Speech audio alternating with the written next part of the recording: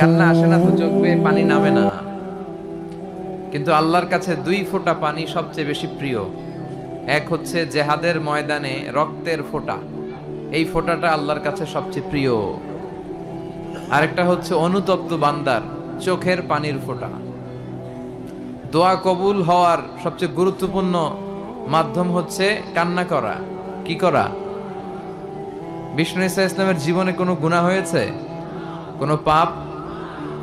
তারপরেও তিনি কান্না করতেন, দোয়া করতেন, আর বলতেন আল্লাহুম্মা ইন্নী আবদুক ওয়াবনু আবদিক ওয়াবনু আমাতিক নাসিয়াতি বিয়াদিক। হে আল্লাহ, আমি আপনার গোলাম, গোলামের ঘরের গোলাম, বান্দির ঘরের গোলাম। আল্লাহ, আমার 14 গোষ্ঠী আপনার গোলাম। নাসিয়াতি বিয়াদিক, আমার মাথার চুলের ঝুঁটি আপনার কুদরতি হাতের মুঠোয়। আপনি যেই দিকে টান দেন আমি ওই দিকে যেতে বাধ্য। আল্লাহ নিজেরে কত ছোট করতেন আর কাঁদতেন। এজন্য চোখের পানির দরকার আছে না নাই? বিষ্ণু ঈসা ইসলাম মাঝে মাঝে এমন বয়ান দিতেন, সাহাবারা মনে করতেন কাআন্নাহা মাউইদাতু মুআদ্দি', মনে হয় এটাই বিদায়ী ভাষণ, এরপরে মনে হয় বিষ্ণুবী ভাষণ দিবেন না। সাহাবারা বলতো আমাদের হৃদয় কেঁপে উঠতো বয়ান শুনে। জারাফাত মিনহাল উয়ুন, চোখ বেয়ে আমাদের দাঁড় দাঁড় করে পানি নামতো, আমাদের হৃদয়টা নরম হয়ে যেত, আমরা কাঁদতাম, বিশ্বনবীও কাঁদতেন। তো এখন আমাদের চোখ দিয়ে পানি নামে না। অনেক আলোচক আছে, তার পুরো আলোচনার জীবনে সে নিজেও কাঁদে না, তার কথা শুনে শ্রোতারাও কাঁদে না। এর কারণ হচ্ছে এদের হৃদয় নরম হচ্ছে না। হৃদয়টারে নরম করতে হবে। হৃদয় নরম করাটা অনেক গুরুত্বপূর্ণ জিনিস। চোখ দিয়ে পানি ঝরাতে পারা অনেক গুরুত্বপূর্ণ জিনিস। নিজের পাপের কথা স্মরণ করে আমাদের আল্লাহর কাছে কান্না করা উচিত এবং মাফ চাওয়া উচিত। চোখের পানি ছেড়ে যখন আপনি ক্ষমা চাইতে পারবেন, তওবা করতে পারবেন, ওই তওবা কবুল হয়ে যাবে। ঠিক কি না? আমরা পাপ করি নাই জীবনে, কোনো অন্যায় করি নাই, আমরা এরকম কেউ আছি? চকরিয়ার ভাইয়েরা কথা বলেন, কেউ আছি? কত পাপ, সগীরা কবিরা, জেনে না জেনে, ইচ্ছায় অনিচ্ছায়, লক্ষ লক্ষ পাপের বোঝা। ঠিক কিনা? লুকিয়ে পাপ করেছি, কেউ দেখে নাই, কিন্তু দেখেছে কে? পৃথিবী না জানুক আমি তো জানি, আমি কি পাপ করেছি হায়।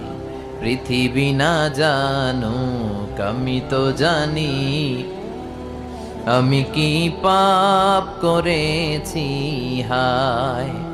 আমার পাপের করলে বিচার, বাঁচার আমার নাই উপায়। দয়াময় প্রভু মাফ করো আমায়, মাফ করো আমায়। পড়েন আমিন। আমার পাপের খবর কেউ জানে না, জানে কে? আল্লাহ। এজন্য জিকির বলতে বোঝা যাবে না এটা যে শুধু লা ইলাহা ইল্লাল্লাহ এভাবে সবাই মিলে পড়লাম এটাই জিকির না, এটাও একটা জিকির। কিন্তু সবচেয়ে বড় জিকির হচ্ছে সালাত। সবচেয়ে বড় জিকির কি? সালাত। আপনি যদি সালাত আদায় করেন তার মানে আপনি জিকির করছেন প্রতিদিন। এরপরে আরেকটা দামি জিকিরের নাম হচ্ছে কোরআন। আরেকটা দামি জিকিরের নাম, আপনি যখন কোরআনের তেলাওয়াত করেন অথবা কোরআনের তাফসির পড়েন কিংবা কোরআনের বঙ্গানুবাদ পড়েন কিংবা কোরআনের তাফসির শোনেন, আপনি কেমন যেন জিকিরের মধ্যে আছেন। চিল্লা এখন ঠিক কিরা? তাহলে সালাত হচ্ছে জিকির, কোরআন তেলাওয়াত হচ্ছে জিকির। আবার এই যে প্রতি শুক্রবারে আমরা জুমার সালাতের আগে খুতবা শুনি না? কথা বলেন, এই খুতবাটাও জিকির, এই খুতবাটাও একটা জিকির। এজন্য জিকির বলতে আমরা যেন শুধু লা ইলাহা ইল্লাল্লাহ এগুলোকেই না বুঝি। আমরা আল্লাহর স্মরণে ভালো ভালো যা করি সবটাই জিকির। আর সবচাইতে শ্রেষ্ঠ জিকির হচ্ছে লা ইলাহা ইল্লাল্লাহ। মান ক্বালা লা ইলাহা ইল্লাল্লাহ মুখলিসান মিন কলবিহি দাখালাল জান্নাহ।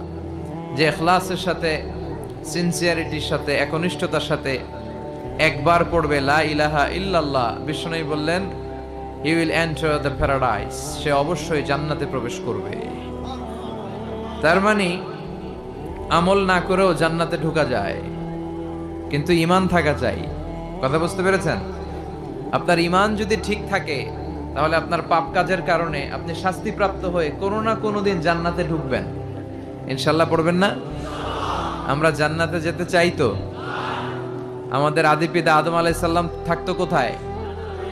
আমাদের আদি মাতা হাওয়া আলাইহিস সালাম থাকতো কোথায়? তো বাপ মা থাকতো জান্নাতে, আমরা থাকবো কই? কথা বলেন। ওয়া ওয়ালিদিউ ওয়া মা ওয়ালাদ, বাবার বাড়ি যেখানে পোলার বাড়িও সেখানে। একটা সার্টেন পিরিয়ডের জন্য আমরা এসেছি, আমরা আবার জান্নাতে যাব ইনশাআল্লাহ পড়েন। এখানে আমরা যেমনি একত্রিত হলাম, আল্লাহ জান্নাতেও যেন আমরা একত্রিত হতে পারি, তুমি তৌফিক দাও। লা ইয়াস্তাবি আসহাবুন নার ওয়া আসহাবুল জান্নাহ, আসহাবুল জান্নাতি হুমুল Faizun. The people of paradise and the people of Jahannam, they are not equal. The people of paradise gain the ultimate success in life and hereafter.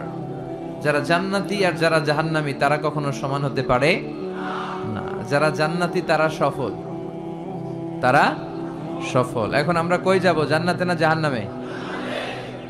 আল্লাহ আমাদের সবাইকে জান্নাতেও তুমি একত্রিত করে দিও। আজকের মাহফিলটারে আমাদের নাজাতের ওসিলা বানাও। আমরা যেন আমাদের এই সময়গুলোরে কাজে লাগাতে পারি, তুমি তৌফিক দাও। অনেক গুরুত্বপূর্ণ একটা টাইমে আমরা বসেছি, মাগরিবের সালাতের পরে, এশার সালাতের আগে। আমাদের জীবনের সময়গুলো অনেক দামি। এই যে আপনারা যোগ বিয়োগ দিয়ে সময় বের করে আজকে তাফসির মাহফিলের জন্য এসেছেন, এই সময়টাকে যেন আমরা কাজে লাগাতে পারি, আমরা যেন কিছু শিখতে পারি, ঠিক কিনা? তাফসির মাহফিলে আমরা এক একজন এক এক উদ্দেশ্যে যাই। কেউ যাই হুজুরের দেখে আসি, একটু সবসময় ইউটিউবে দেখি। হ্যাঁ, কই দেখেন? ইউটিউবে দেখছেন কে কে? দেখি। ঠিক আছে, হাত নামান। তো এই ভালো জিনিস দেখেন, হ্যাঁ, এগুলোর পাশাপাশি আবার কুছ কুছ হোতা হ্যায়, এগুলো দেখেন না? এগুলো দেখবেন? নাচানাচের অনুষ্ঠান দেখবেন? জি বাংলা, স্টার জলসা, কিরণমালা, এগুলো দেখা যাবে? এগুলো দেশের 12টা বাজায় দিছে, চিল্লা এখন, ঠিক কিনা? আছে না নাই? ছোট্ট ছোট্ট বাচ্চা এখন ক্লাস 4-এ পড়ে, 5-এ পড়ে, তো ক্লাসের ভিতরে ভাগ করে নেয় কে কার।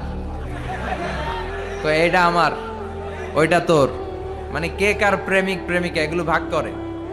পরে কোন ক্লাসে? ক্লাস 4-এ 5-এ। তো এই যে ইচড়ে পাকা ছেলে পেলেগুলো এত আগে এই সমস্ত বুঝতে শুরু করেছে। তারপরে এখন আবার আরেকটা পরিভাষা আছে, সবাই বলে বয়ফ্রেন্ড আর গার্লফ্রেন্ড। আছে না নাই? চকরিয়াতে আলহামদুলিল্লাহ এগুলো ঢুকে নাই, তোমাদেরও আছে? এগুলো করা যাবে না চকরিয়ার যুবক ভাইয়েরা, এগুলো করা যাবে না।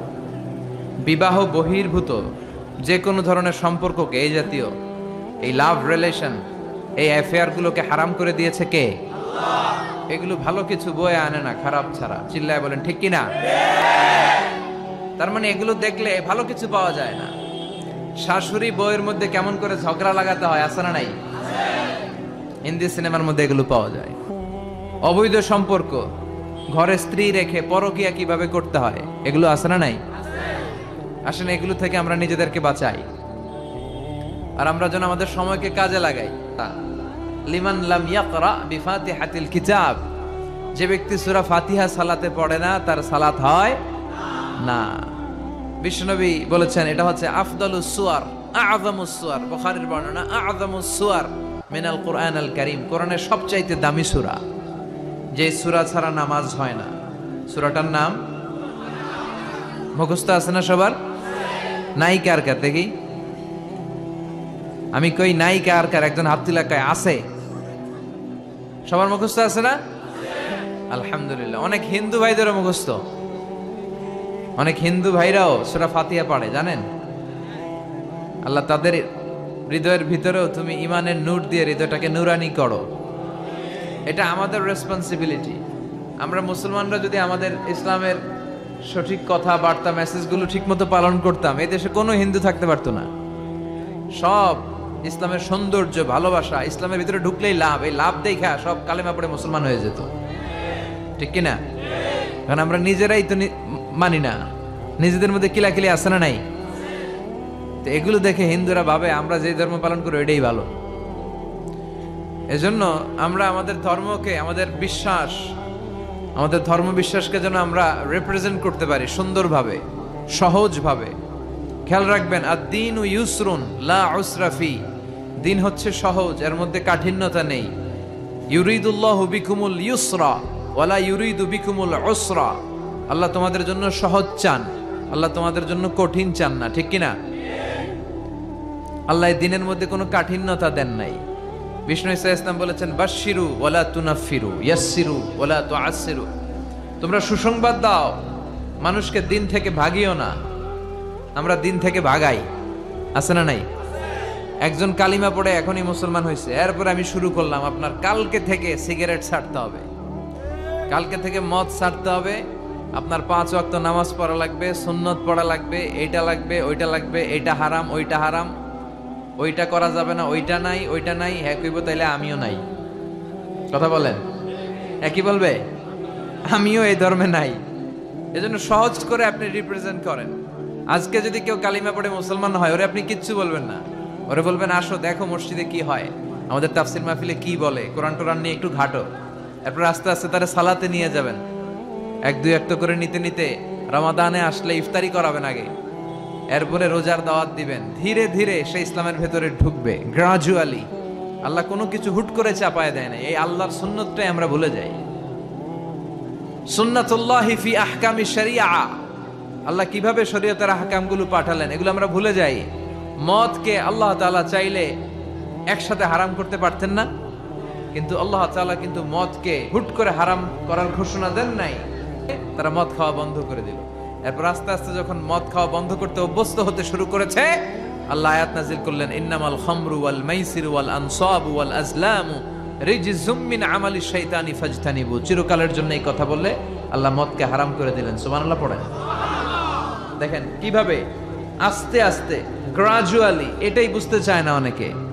এটা আমাদের আস্তে আস্তে যে করতে হবে, পরিবর্তনটা যে আস্তে আস্তে হবে। আগে তো হৃদয়ে জায়গা করে নেবেন মানুষের, আগে মানুষের কোথায় ঢুকতে হবে? হৃদয়ে জায়গা করে নেন। তারপর ঠিকই মানুষের একটা আত্মবিশ্বাস আপনার উপর তৈরি হবে, আস্থার জায়গা তৈরি হবে, তখন আপনি মানুষকে গাইড করতে পারবেন। শুরুতে কয় হারাম, শুরুতে কি কয়? হারাম। মানুষকে ভয় দেখায়, বিশ্বনবী নিষেধ করেছেন ভয় দেখাবা না, খবরদার। বাশশিরু, সুসংবাদ দাও, জান্নাতের সুসংবাদ দাও, ক্ষমার সুসংবাদ দাও। আল্লাহ মহান, আল্লাহ দয়ালু। দ্য বিউটি অফ ইসলাম, ইসলামের সৌন্দর্যগুলো তুলে ধরো, বুঝাতে চেষ্টা করো যে ইসলামের নিয়মগুলো এটা স্বাস্থ্যসম্মত, এটা পরিবেশ বান্ধব, এটা আকলে ধরে, এটা সিভিলাইজড, এটা সভ্য একটা ধর্ম। এগুলো বুঝাও, সৌন্দর্যগুলো আগে মানুষের চোখের সামনে তুলে ধরো। অটোমেটিক্যালি মানুষ ইসলামের রাস্তায় চলে আসবে। চিৎকার করে বলেন ঠিক কিনা?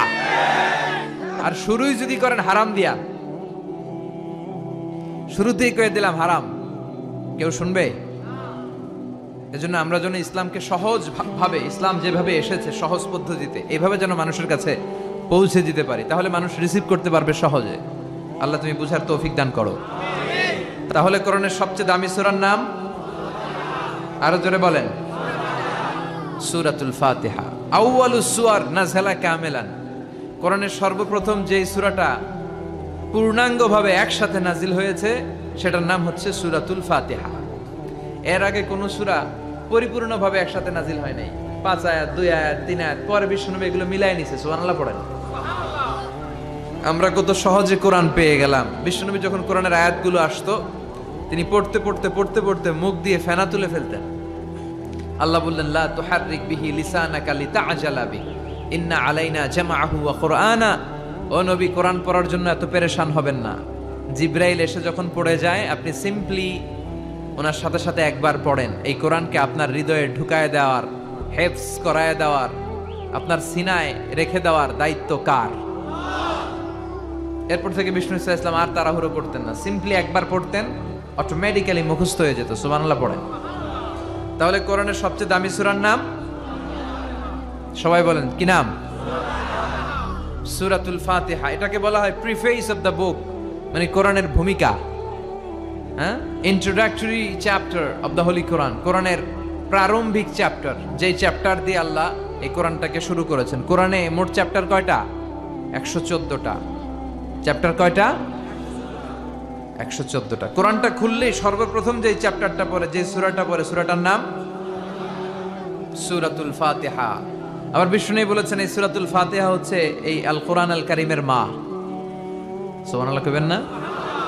উম্মুল কিতাব, উম্মুন মানে মা, কেন্দ্রবিন্দু। পুরো কোরআনে আল্লাহ যা বলেছে সূরাতুল ফাতিহার 7 আয়াতের ভেতরে আল্লাহ সংক্ষেপে তা বলেছে। তার মানে পুরো কোরআনকে যদি আপনি সংক্ষিপ্ত করে দেন সেটা সূরা ফাতিহা হয়ে যায়, আর সূরা ফাতিহাকে যদি আপনি ব্যাখ্যা করতে শুরু করেন তাহলে পুরো কোরআন হয়ে যায়। সুবহানাল্লাহ বাড়িতে গিয়ে বলেন। এটা উম্মুল কিতাব। আবার এই সূরার আরেকটা নাম হচ্ছে সূরাতুল ওয়াফিয়া, মানে অখণ্ড সূরা। এই সূরাকে খণ্ড খণ্ড করে পড়া যায় না। কোরআনের অন্য অনেক সূরাকে খণ্ড করে পড়া যায়। কেউ সূরা আর রহমানের প্রথম 10 আয়াত প্রথম রাকাতে পড়লো, তারপরের 10 আয়াত দ্বিতীয় রাকাতে পড়লো, কোনো সমস্যা আছে? নাই। কিন্তু কেউ যদি ফজরের 2 রাকাত নামাজের প্রথম রাকাতে সূরা ফাতিহার অর্ধেক পড়লো, দ্বিতীয় রাকাতে বাকি অর্ধেক পড়লো, তার নামাজ হবে? কারণ এটা পূর্ণাঙ্গ সূরা, অখণ্ড সূরা। এই সূরাকে খণ্ড খণ্ড করে পড়া যায় না, ভাগ করে পড়া যায় না। এটা পড়লে পুরোটাই পড়তে হয়। চিৎকার করে বলেন ঠিক কিনা? আবার এই সূরার আরেকটা নাম হচ্ছে সূরাতুদ দুআ। কি নাম? দোয়া মানে কি? দোয়া করা। দোয়া মানে প্রার্থনা করা, চাওয়া, মাংনা, ফরিয়াদ করা। বিষ্ণু বলেছেন ইযা ইসতাআনতা ফাসতাইন বিল্লাহ।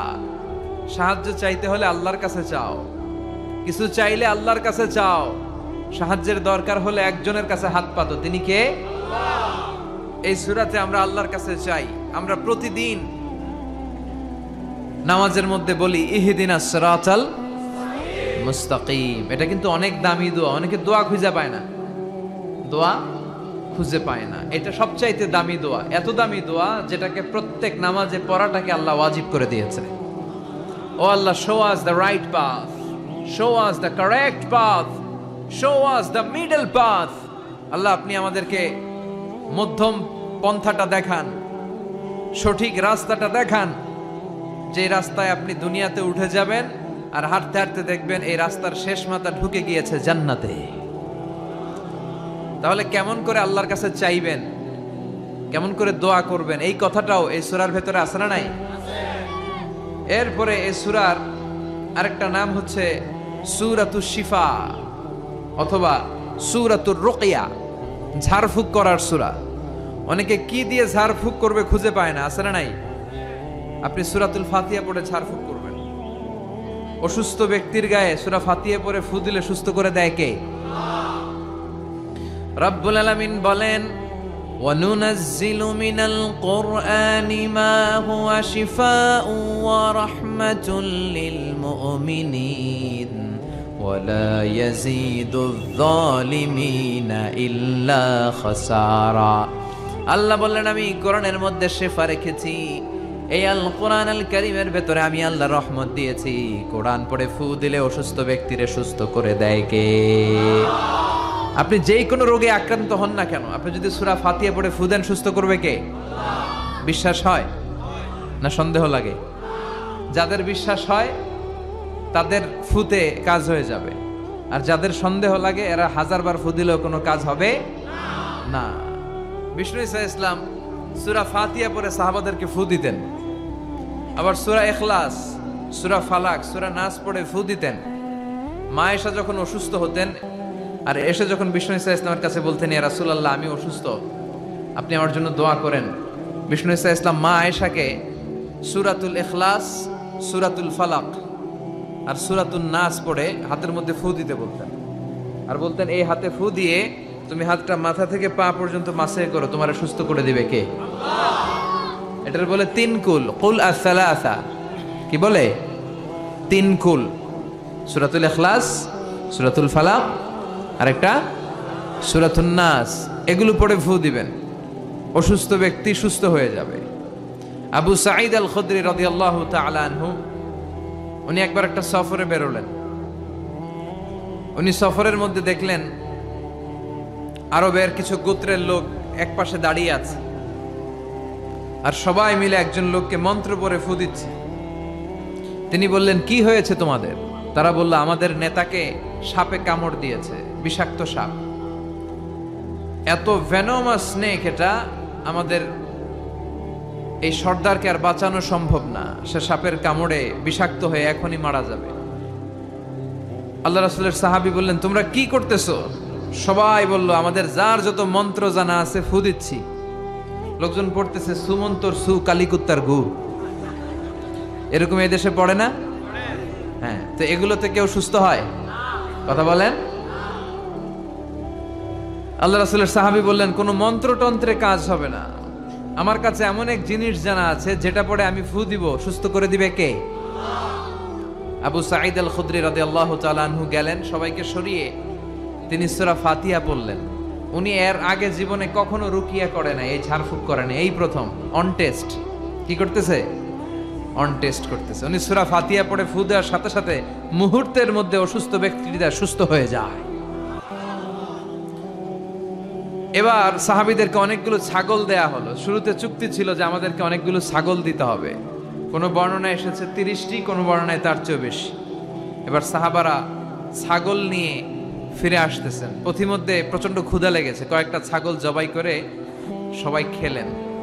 এরপর মদিনায় ফিরে আসলেন, সবাই বলল, যে কোরআন দিয়ে ফু দিয়ে যে ছাগল আনলাম, আবার ছাগলের গোশতও খাইলাম, এটা জায়েজ হয়েছে কিনা বিশ্বনবীর মাসালা জিজ্ঞেস করার দরকার আছে না নাই? সবাই মদিনাতে যে বিশ্বনবীর মাসালা জিজ্ঞেস করতে লাগলো, ইয়া রাসূলুল্লাহ, আমরা কোরআন দিয়ে রুকিয়া করেছি, ঝাড়ফুঁক করেছি, তার বিনিময়ে 30টা ছাগলও নিয়েছি, এখন কি করব বলেন? বিশ্বনবী বললেন, কিছু করা লাগবে না, আরো খাও, খাও, কোনো সমস্যা নাই, কারণ তোমরা কোরআনের দাম বাড়ায় দিছো, এটা জায়েজ হয়েছে। আর তোমরা ভাগ বটোয়ারা করে ছাগল নেওয়ার পরে ছাগলের গোশত কিছু থাকলে আমারও দিও। সুবহানাল্লাহ পড়বেন না? সূরাতুল ফাতিহা, এটাকে বলে সূরাতুর রুকিয়া, সূরাতুশ শিফা। পৃথিবীর অনেক দেশে, মুসলিম দেশে, ওখানে আমি দেখেছি রুকিয়া সেন্টার আছে। কি সেন্টার? আর আমগো দেশে আছে কবিরাজির সেন্টার।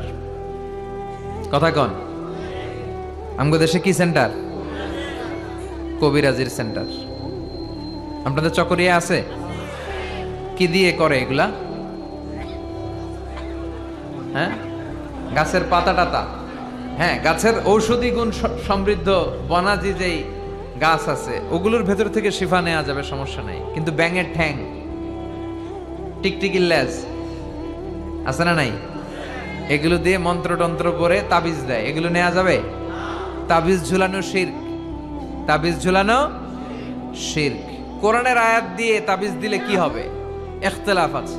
কেউ বলেছে কোরআনের আয়াত দিয়ে হলে জায়েজ, কিন্তু শক্ত যে মতামতটা, অথেন্টিক যেই অপিনিয়ন, সেটা হচ্ছে না, আপনি তাবিজ ঝুলাবেন না, কারণ বিশ্বনবী ঝুলাই নাই, আপনি রুকিয়া করবেন। তো পৃথিবীর অনেক দেশে তাদের ওখানে আছে রুকিয়া সেন্টার, আমগো দেশে আছে কবিরাজ সেন্টার। এগুলো না করে আপনারা রুকিয়া সেন্টার করবেন। বিশ্বনবীর শিখানো যতগুলো পদ্ধতি আছে সবগুলোর ভেতরে বরকত আছে না নাই? বিশ্বনবী বলতেন, তোমরা কালিজিরা খাও, হাব্বাতুস সাউদা শিফাউন মিন কুল্লি দা ইল্লা সাম। বিশ্বনবী বলতেন, মৃত্যু ছাড়া এই কালিজিরা সব রোগের ঔষধ। এই কালিজিরা শুধু একটা রোগকে ভালো করতে পারে না, এই রোগটার নাম মৃত্যু। এটার কোনো চিকিৎসা আছে না। এরপর বিশ্বনবী মধু খাইতে বলতেন। মধু, কোরআনে বলা হয়েছে ফিহি শিফাউন লিন্নাস, মধুর ভেতরে মুমিনদের জন্য আছে রেমেডি, শিফা। আপনি মধু খাবেন, আপনারা সুস্থ করে দিবে কে?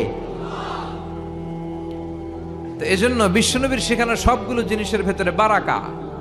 বিশ্বনবী সিঙ্গা লাগাতেন। কি লাগাতেন? আরবিতে এটাকে বলে হেজামা। পৃথিবীর অনেক দেশে হেজামা সেন্টার আছে। কি সেন্টার? হিজামা সেন্টার। এই কাপিং বলে এটাকে, প্লাস্টিকের কাপিং লাগায় দেহের ভেতরে যে দূষিত রক্তগুলো আছে, যেখানে পেইন হয়, ব্যথা হয়, টেনে এই দূষিত রক্তটা বের করে দিবে আর আপনারা সুস্থ করে দিবে কে? বিশ্বনবী এই কাপিং করতেন। আমাদের বাংলাদেশেও অনেক ওই যে সাপের খেলা দেখায় যে মহিলারা, এরাও এগুলো করে উল্টা পাল্টা। এরা গান বানায়, কয় পক্ষ আয়, যক্ষ আয়, সিঙ্গা লাগায়, সাপের খেলা দেখায়, আছে না নাই? এই সাপের খেলা দেখাবে, পক্ষয় যোগক্ষয় বলবে, আসলে কিছুই বের করতে পারে না। বিশ্বনবীর শিখানো যতগুলো পদ্ধতি আছে আমরা সেগুলো মানবো, ওগুলোর ভেতরে বরকত দিয়েছে কে? এখন গোটা বিশ্বের বিভিন্ন জায়গায় বিশ্বনবীর এই হেজামা, সিঙ্গা লাগানোটা, এটা ল্যাবরেটরিক্যালি প্রুভড হয়েছে যেটা স্বাস্থ্যকর। এবং আমি দেখলাম গত বিশ্বকাপে একজন ফুটবলার তারকা, সে তার দেহের অনেক জায়গায় সিঙ্গা লাগিয়েছে। আলহামদুলিল্লাহ পড়েন। তার মানে ইউরোপ, আমেরিকায়, গোটা বিশ্বে বিশ্বনবীর এই সুন্নাহগুলো ছড়াই দিচ্ছে কে? ওয়ালা বাইতা ওয়াবার ওয়ালা মাদার ইল্লা আদখালাহুল্লাহু হাযা দ্বীন। আল্লাহর ওয়াদা, আল্লাহ বলেছেন নবী, এই পৃথিবীতে এমন কোনো জঙ্গল থাকবে না, মরুভূমি থাকবে না, এমন কোনো ঘর থাকবে না, বাড়ি থাকবে না, এমন কোনো পাহাড় থাকবে না, এমন কোনো জায়গা থাকবে না যে জায়গায় আমি কালেমার কথা আর ইসলামের কথাকে পৌঁছায় দেব না। প্রতিটা জায়গায় ইসলামের কথাকে পৌঁছায় দিবে কে? কালেমার বাণীকে পৌঁছে দিবে কে? তাহলে অসুস্থ হলে কোন সূরা পড়ে ফু দিবেন? কথা বলেন। হুজুরের কাছে গেলে হুজুর এটা পড়েই ফু দেয়। আমাদের কাছে আসলে আমরা কি বানায় বানায় কিছু পড়তে পারবো না? আমরাও সূরা ফাতিহা পড়েই ফু দেই। আপনিও সূরা ফাতিহা পড়ে ফু দিবেন। আর আব্বা আম্মার কাছে দোয়া চাইবেন বেশি। কার কাছে? মায়ের দোয়া আল্লাহ কোনোদিন ফিরায় দেয়? কথা বলেন। ওগো মা তুমি এই ধরনের শ্রেষ্ঠ নেয়ামত, তোমারই পদ তলে রয়েছে জান্নাত। ওগো মা তুমি এই ধরনের শ্রেষ্ঠ নেয়ামত, তোমারই পদ তলে রয়েছে জান্নাত। আলহামদুলিল্লাহ পড়েন। সালাসু দাওয়াতিন মুস্তাজাবা, 3 ব্যক্তির দোয়া আল্লাহ ফিরায় না। এক হচ্ছে মুসাফিরের দোয়া, 2 হচ্ছে মজলুমের দোয়া, 3 হচ্ছে মায়ের দোয়া, বাবার দোয়া, ছেলে মেয়েদের জন্য হাত তুলে দোয়া করতে দেরি, ওই দোয়া কবুল হতে দেরি হয়। এজন্য মায়ের কাছে দোয়া চাইবেন তো, বাবার কাছে। গোটা পৃথিবীর সবগুলো পীর সাহেব মিলে যদি ফু দেয় আর আপনার মা যদি শুধু বিসমিল্লাহ বলে ফু দেয়, মায়ের দোয়া কবুল করে নিবে কে? কত বড় দামি সম্পদ আমাদের ঘরে আমরা জানি না। বিষ্ণু বলেছেন কিয়ামতের একটা আলামত হচ্ছে, কিয়ামতের আগ দিয়ে বিয়ের পর ছেলেগুলো মাকে ভুলে যাবে আর বউয়ের ওন্নার পিছনে খালি ছুটবে, দৌড়াবে। বউ পাগলা, মারে ভুলা যায়। আছে না নাই? চকরিয়াতে মাশাআল্লাহ এগুলা নাই কি? বেশি? সর্বনাশ। যুবক ভাইরা এগুলো করবা না। আব্বা আম্মার কাছ থেকে দোয়া নিবা। খেয়াল রাখবেন, আপনি যত নামাজ পড়েন, আপনি যত রোজা করেন, আপনি যত ইবাদত করেন, আপনি যত হজ করেন, যত দান করেন, আপনার আব্বা আর আপনার আম্মা যদি আপনার উপর নাখোশ থাকে, আপনার ইবাদত আপনারে বাঁচাতে পারবে না।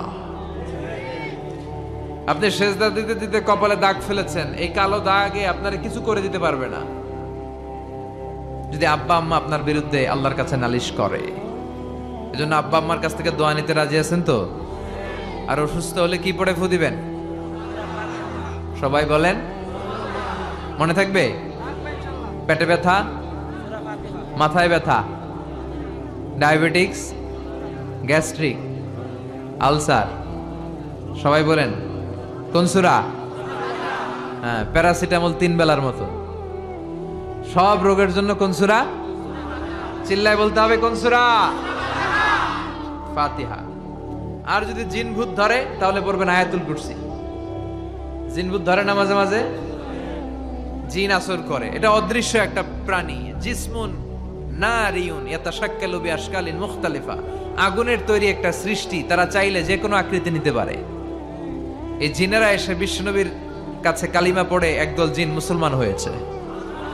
বিশ্বনবীর কণ্ঠের সুমধুর তেলাওয়াত শুনে একদল জিন বলেছে, আর ওই কথাটা আল্লাহ কোরআনে কোট করেছে, ইন্না সামি'না কুরআনান আজাবা ইয়াহদি ইলার রুশদি ফাআমান্না বিহি।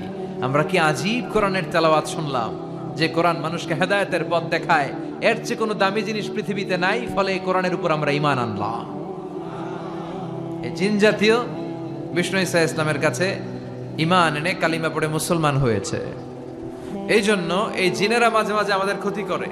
টয়লেটে ঢুকার আগে এই জিন থেকে আল্লাহর কাছে পানাহ চাবেন, আল্লাহুম্মা ইন্নী আউযু বিকা মিনাল খুবুসি ওয়াল খাবাইস। খুবুস হচ্ছে খাবিসের প্লুরাল, আর খাবিসাতুন এটার প্লুরাল হচ্ছে খাবাইস। মানে আল্লাহ, খারাপ জিন, খারাপ পরী, মানে জিন আর জিন্নাহ, পুরুষ জিন নারী জিন, এই সব ধরনের খারাপ জিনের নজর থেকে তুমি আমাকে হেফাজত করো। এরা টয়লেটের ভেতরে থাকে, এই দোয়া পরে যখন আপনি ঢুকে যান ওদের চোখের সামনে পর্দা নামিয়ে দেয় কে? ওরা আপনার কোনো ক্ষতি করতে পারে? কিভাবে আপনি প্রোটেকশন নেবেন এই দোয়াগুলো পড়ার মাধ্যমে সব বিশ্বনবী শিখাই গেছেন। আপনি কখন কিভাবে পড়লে you will get the perfect protection from your lord, আপনি আল্লাহর কাছ থেকে প্রোটেকশন পাবেন, এগুলো পড়ে না। এজন্য জিন ভূতে যদি আসর করে, অশরীরী কোনো প্রাণী যদি আপনার উপর ভর করে ক্ষতি করতে চায়, আপনি যদি ফিল করেন, আপনি আয়াতুল কুরসি পড়বেন, আপনি সূরা ফালাক সূরা নাস পড়ে ফু দিবেন, জিনের বাদশাও দিবে দৌড়। কথা বলেন। আর প্রত্যেক ফরজ সালাতের পরে এই আয়াতুল কুরসি পড়া লাগবে কি লাগবে না?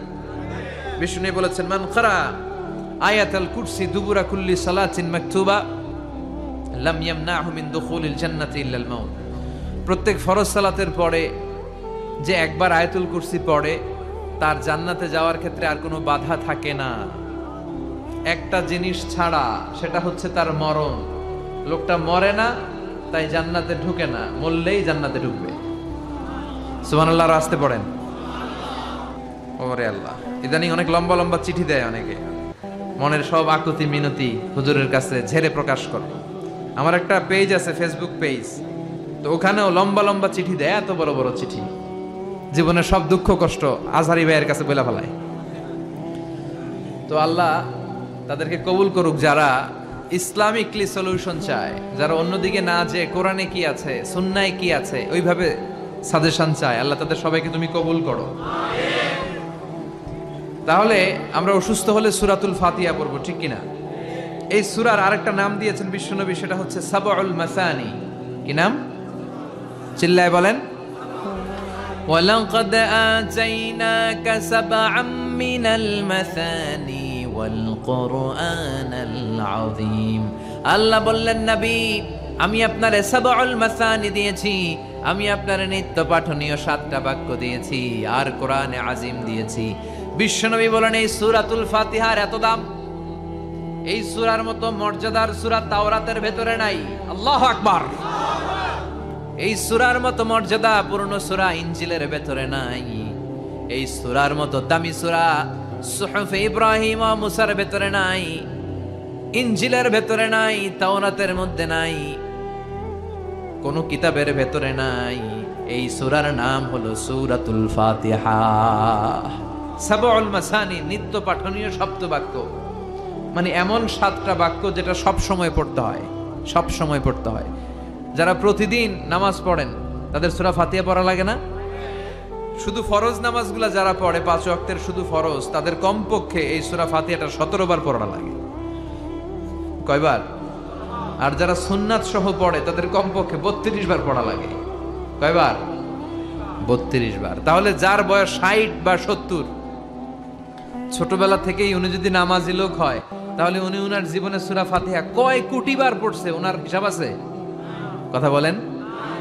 আমরাও জীবনে কত লক্ষ লক্ষ বার সূরা ফাতিহা নামাজে তেলাওয়াত করছি, কারো কোনো হিসাব জানা আছে? এত লক্ষ বার সূরা ফাতিহা পড়ার পরেও কোনোদিন কি মনে হয়েছে যে সূরাটা পুরান পুরান লাগে? হ্যাঁ, একটা গান যদি আপনি 10 বার শোনেন, হ্যাঁ 20 বার শোনেন, 100 বার শোনেন, 1000 বার, আর ভাল লাগবে?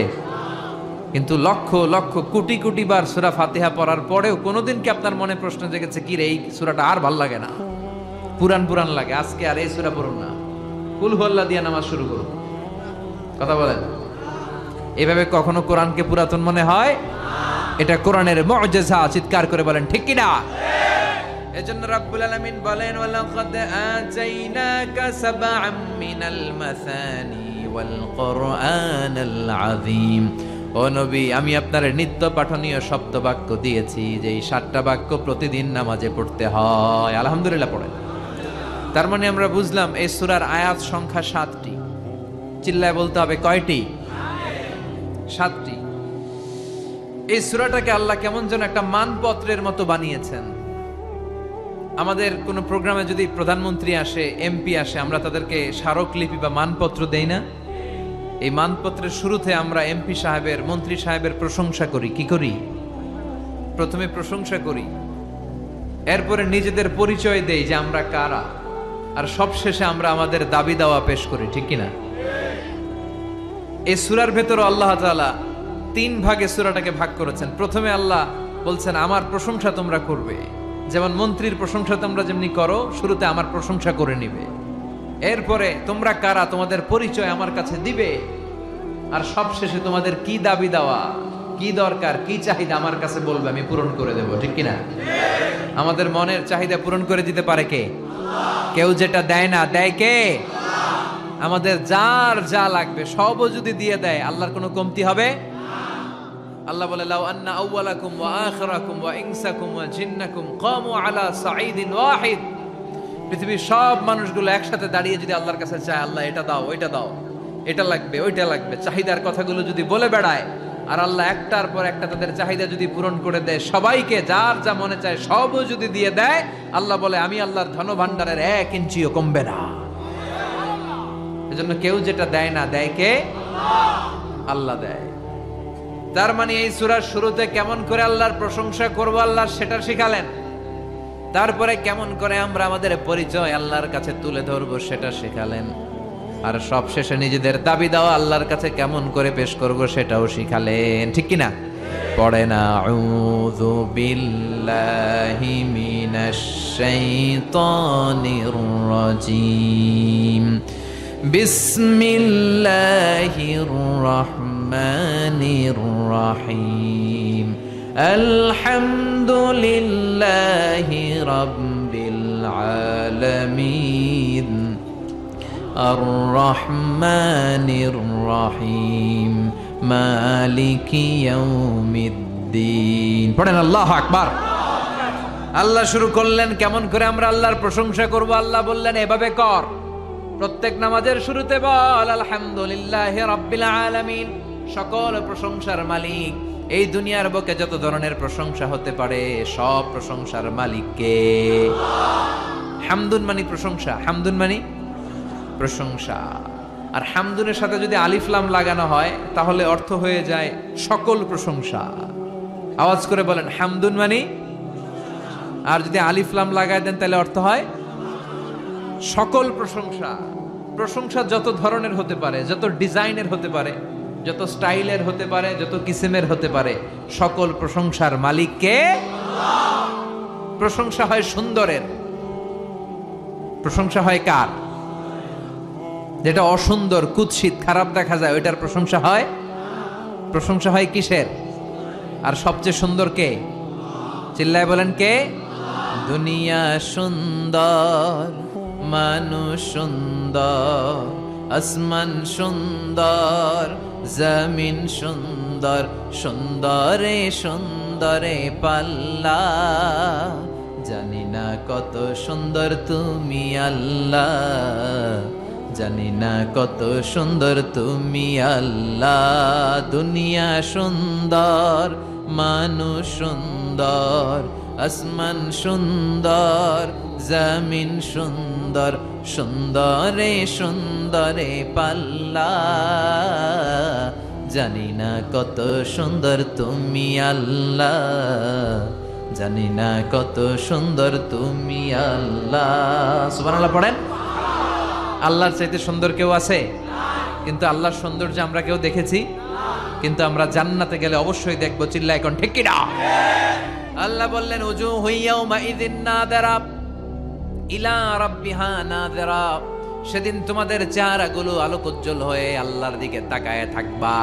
আবার বিশ্বনবী বললেন ইন্নাকুম সাতারাউনা রাব্বাকুম আয়ানান কামা তারাউনা হাযাল কামার, এই যে পূর্ণিমার চাঁদটা তোমরা 2 চোখ দিয়ে চাক্ষুষ যেমনি দেখো, জান্নাতে ঢুকলে আল্লাহরও ঠিক তেমনি দেখতে পাবা। আল্লাহ জান্নাতীদেরকে ডেকে বলবেন ও জান্নাতীরা, এই কোরআনে আমি নাজ নেয়ামতের যা বলেছিলাম সব বুঝে পাইছো? সব জান্নাতীরা বলবে আল্লাহ সব বুঝে পাইছি। এক জান্নাতি হাত তুলে বলবে আল্লাহ পাই নাই। সবাই কয়ে পাইছি, একজন কি কয়? আল্লাহ বলবেন সবাই বলল পেয়েছে, তুমি বললা পাও নাই, তাহলে তুমি বলো তুমি কি পাও নাই। ওই জান্নাতি বলবে আল্লাহ আমরা আপনারে পাই নাই। আল্লাহ আপনারাই তো পাই নাই, কারণ এত কিছু পাইছি আপনারে তো পাই নাই, আপনারে দেখি নাই তো। আল্লাহ বলবেন তাই? আমারে দেখতে মনে চায়, ঠিক আছে, কারণ জান্নাতীরা যাই চাবে তাই পাবে। তো তোমরা যখন আমারে দেখতে চাইছো, আমি ওই দেখাও দেবো, চিল্লায় এখন ঠিক কিনা? আল্লাহ তখন বিশাল কনফারেন্স রুম করবেন, ওই রুমের ভেতরে, ওই হলের ভিতরে আল্লাহ সবাইকে বসার সুযোগ দিবেন জান্নাতীদেরকে, এবং সেখানে আল্লাহ তাআলা নিজের সৌন্দর্য, নিজের নূরের তাজাল্লি জান্নাতীদের কাছে প্রকাশ করে দিবেন। সব জান্নাতীরা বসবে, বসার পর আল্লাহ নূরের তাজাল্লি সামান্য এক মুহূর্তের জন্য জান্নাতীদেরকে দেখাবেন। একটা মুহূর্ত, লম্বা সময়ের জন্য নয়। সবাই বসবে বিশ্বনবী সবার সামনে, তারপরে নবীরা, সিদ্দিকিন, শুহাদা, সালেহিন, এরপরে আমরা যারা জান্নাতে যাওয়ার সুযোগ পাবো আমরাও বসবো ইনশাআল্লাহ। পড়েন, বসা লাগবে না? যাওয়া লাগবে না? আল্লাহরে দেখা লাগবে না? সবাই বসবে। বসার পরে আল্লাহ তাআলা তখন হঠাৎ করে সাডেনলি এক মুহূর্তের জন্য নূরের ঝলকানি দেখিয়ে পর্দা নামিয়ে দিবেন। এক মুহূর্তের জন্য, লম্বা সময়ের জন্য নয়। কিন্তু জান্নাতীরা ওই এক মুহূর্তের ঝলকানি দেখে অপলক নেত্রে এরকম তাকায় থাকবে, লক্ষ লক্ষ কোটি কোটি বছর এরকম তাকায় থাকবে। কিন্তু সামনে কি আর নূরের ঝলক আছে? ওইটা আসছিল এক মুহূর্তের জন্য, তারপরেই তো নাই। কিন্তু কি যে দেখলাম, কি সুন্দর! ওইটা দেখে লক্ষ কোটি বছর শেষ হয়ে যাবে, কেটে যাবে। সুবহানাল্লাহ পড়েন। তার মানে প্রশংসা হয় সুন্দরের, আর আল্লাহর চাইতে সুন্দর মহাবিশ্বে কেউ নাই। এজন্য সকল প্রশংসার মালিক কে? বিষ্ণু বলেন, ইদা মুদিহাল ফাসিক গাদিবার রব ওয়াহতাজ্জালাহুল আরশ। কোন ফাসিকের প্রশংসা করো না, কারণ ফাসিকের প্রশংসা করলে আল্লাহর আরশ কেঁপে যায়, আল্লাহ রাগান্বিত হয়ে যায়। চিল্লায় এখন ঠিক কিনা? কিন্তু আমাদের সমাজে ফাসিকের প্রশংসা আছে না নাই? ফাসিকের প্রশংসা না করলে চাকরি থাকে না, এরকম আছে না নাই? মসজিদের সভাপতি ঘুষ খায়, সুদ খায়, আছে না নাই? কিন্তু ইমাম সাহেব যদি প্রশংসা না করে, ইমাম সাহেবের চাকরি নাই। চিল্লায় এখন ঠিক কিনা? সমাজপতি, সমাজের নেতা, এদের প্রশংসা করা লাগে। ভালো হইলেও প্রশংসা করা লাগে, খারাপ হইলেও প্রশংসা করা লাগে। কিন্তু বিশ্বনবী বলেন, কেউ যদি ফাসিক হয় খবরদার, তার কোনো প্রশংসা করা যাবে না। চিৎকার করে বলেন ঠিক কিনা? এজন্য আল্লাহ বললেন, আলহামদুলিল্লাহি রাব্বিল আলামিন, সকল প্রশংসার মালিক হলাম আমি। এই দুনিয়ার বুকে যত ধরনের প্রশংসা হতে পারে, প্রশংসার মালিক কে? আমরা আল্লাহর প্রশংসা করে শেষ করতে পারবো? কথা বলেন। আল্লাহর প্রশংসা যে আমরা করব, কম কম না বেশি বেশি? বিষ্ণু ঈসা ইসলাম মসজিদে নববীতে নামাজের ইমামতি করছেন। আল্লাহু আকবার বলে নামাজ শুরু করলেন, রুকু করলেন, রুকু থেকে দাঁড়িয়ে পড়লেন সামি আল্লাহু লিমান হামিদা। পেছন থেকে সাহাবারা মনে মনে আওয়াজ করে বলল, ফিসফিস করে, রব্বানা ওয়ালাকাল হামদ। এক সাহাবী বলল, হামদান কাসীরান তাইয়িবান মুবারাকান ফি। নামাজ শেষে বিষ্ণুই বললেন, কে পড়েছ হামদান কাসীরান তাইয়িবান মুবারাকান ফি? এটা তো আমি শিখাই নাই, কে পড়েছ? এক সাহাবী বলেন, নবী আমি পড়েছি। কেন পড়েছ? আমি তো এটা শিখাই নাই। কই পাইছো? আমি নিজেই বানাইছি। সুবহানাল্লাহ কইবেন না? বিষ্ণুই বললেন, আমি শিখাই নাই, তুমি পাইলা কই? নিজের মন মতো বানালা কেন? সাহাবী বলে, নবী আল্লাহর প্রশংসা কম কম করলে আমার ভালো লাগে না, করতে মনে চাই বেশি বেশি। এজন্য এটা আমি বানাই নিজের আল্লাহর প্রশংসা করছি। বিশ্বনবী খুশি হয়ে গেলেন, বললেন, আরে ভয় পেও না, চিন্তা করো না, আমি নামাজরত অবস্থায় দেখেছি তোমার যে অতিরিক্ত হামদান কাসীরান তাইয়িবান মুবারাকান ফির অতিরিক্ত 4টা তাসবির যে সওয়াবটা, এই 4টা তাসবির সওয়াবটা কে কার আগে এই সওয়াবটা আল্লাহর আরশে পৌঁছে দিবে, এ নিয়ে 30 জনেরও বেশি ফেরেশতা আকাশে প্রতিযোগিতা করছিল। তাহলে আল্লাহর প্রশংসা আমরা করব কম কম না বেশি বেশি? সকল প্রশংসার মালিক কে? আল্লাহ। আল্লাহর সবচেয়ে বেশি প্রশংসা করেছে কে? বিশ্বনবী মুহাম্মদ সাল্লাল্লাহু আলাইহি ওয়াসাল্লাম। এজন্য ওনার নামের ভেতরেও প্রশংসার শব্দ আছে না নাই? আলহামদু এসেছে হা মিম দাল থেকে। বিশ্বনবীর নামের ভেতরে এই হা মিম দাল আছে না নাই? বিশ্বনবীর সবচেয়ে বিখ্যাত নাম হচ্ছে মুহাম্মদ। বিখ্যাত নামটা কি? এর ভেতরে হা মিম দাল আছে না নাই? এরপরে সবচেয়ে বিখ্যাত যে নামটা বিশ্বনবীর, সেটা হচ্ছে আহমদ। আহমদের ভেতরে হা মিম দাল আছে না নাই? আবার বিশ্বনবী কিয়ামতের দিন জান্নাতীদেরকে নিয়ে যখন জান্নাতের দিকে ছুটে যাবেন, তখন বিশ্বনবীর হাতে একটা পতাকা শোভা পাবে। ওই পতাকার মধ্যে ওই শব্দটা লেখা থাকবে যে এই শব্দ দিয়ে আল্লাহ সূরাতুল ফাতিহা শুরু করেছেন। কোন শব্দ দিয়ে আল্লাহ সূরা ফাতিহা শুরু করেছেন? আলহামদু। বিশ্বনবীর এই পতাকার মধ্যে লেখা থাকবে আলহামদু। সুবহানাল্লাহ পড়েন। লিওয়াউল হামদ মানে প্রশংসার পতাকা। কারণ এই নবী দুনিয়ার বুকে সবচাইতে বেশি প্রশংসা করেছে কার? এজন্য ওই নবী প্রশংসার পতাকা নিয়ে জান্নাতবাসীদেরকে সাথে নিয়ে জান্নাতের দিকে ছুটে যাবে। এজন্য আল্লাহ ডেকে বলে, গোলাম আমার প্রশংসা।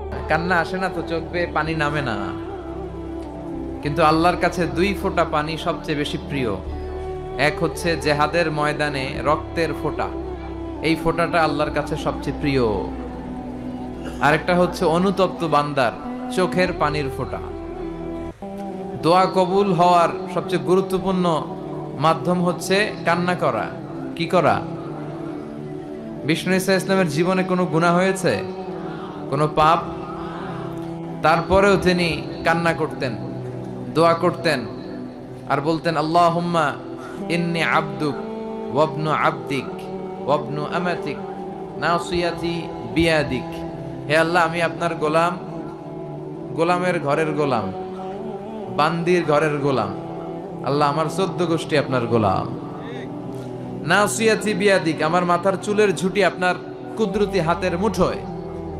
আপনি যেই দিকে টান দেন আমি ওই দিকে যেতে বাধ্য। আল্লাহ নিজেরে কত ছোট করতেন আর কাঁদতেন। এজন্য চোখের পানির দরকার আছে না নাই?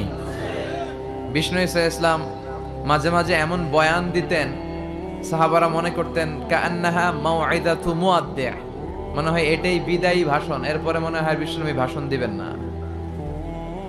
সাহাবারা বলতো আমাদের হৃদয় কেঁপে উঠতো বয়ান শুনে।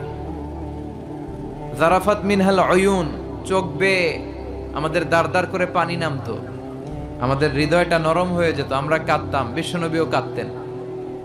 তো এখন আমাদের চোখ দিয়ে পানি নামে না। অনেক আলোচক আছে, তার পুরো আলোচনার জীবনে সে নিজেও কাঁদে না, তার কথা শুনে শ্রোতারাও কাঁদে না। এর কারণ হচ্ছে এদের হৃদয় নরম হচ্ছে না।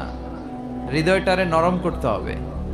হৃদয় নরম করাটা অনেক গুরুত্বপূর্ণ জিনিস। চোখ দিয়ে পানি ঝরাতে পারা অনেক গুরুত্বপূর্ণ জিনিস। নিজের পাপের কথা স্মরণ করে আমাদের আল্লাহর কাছে কান্না করা উচিত এবং মাফ চাওয়া উচিত।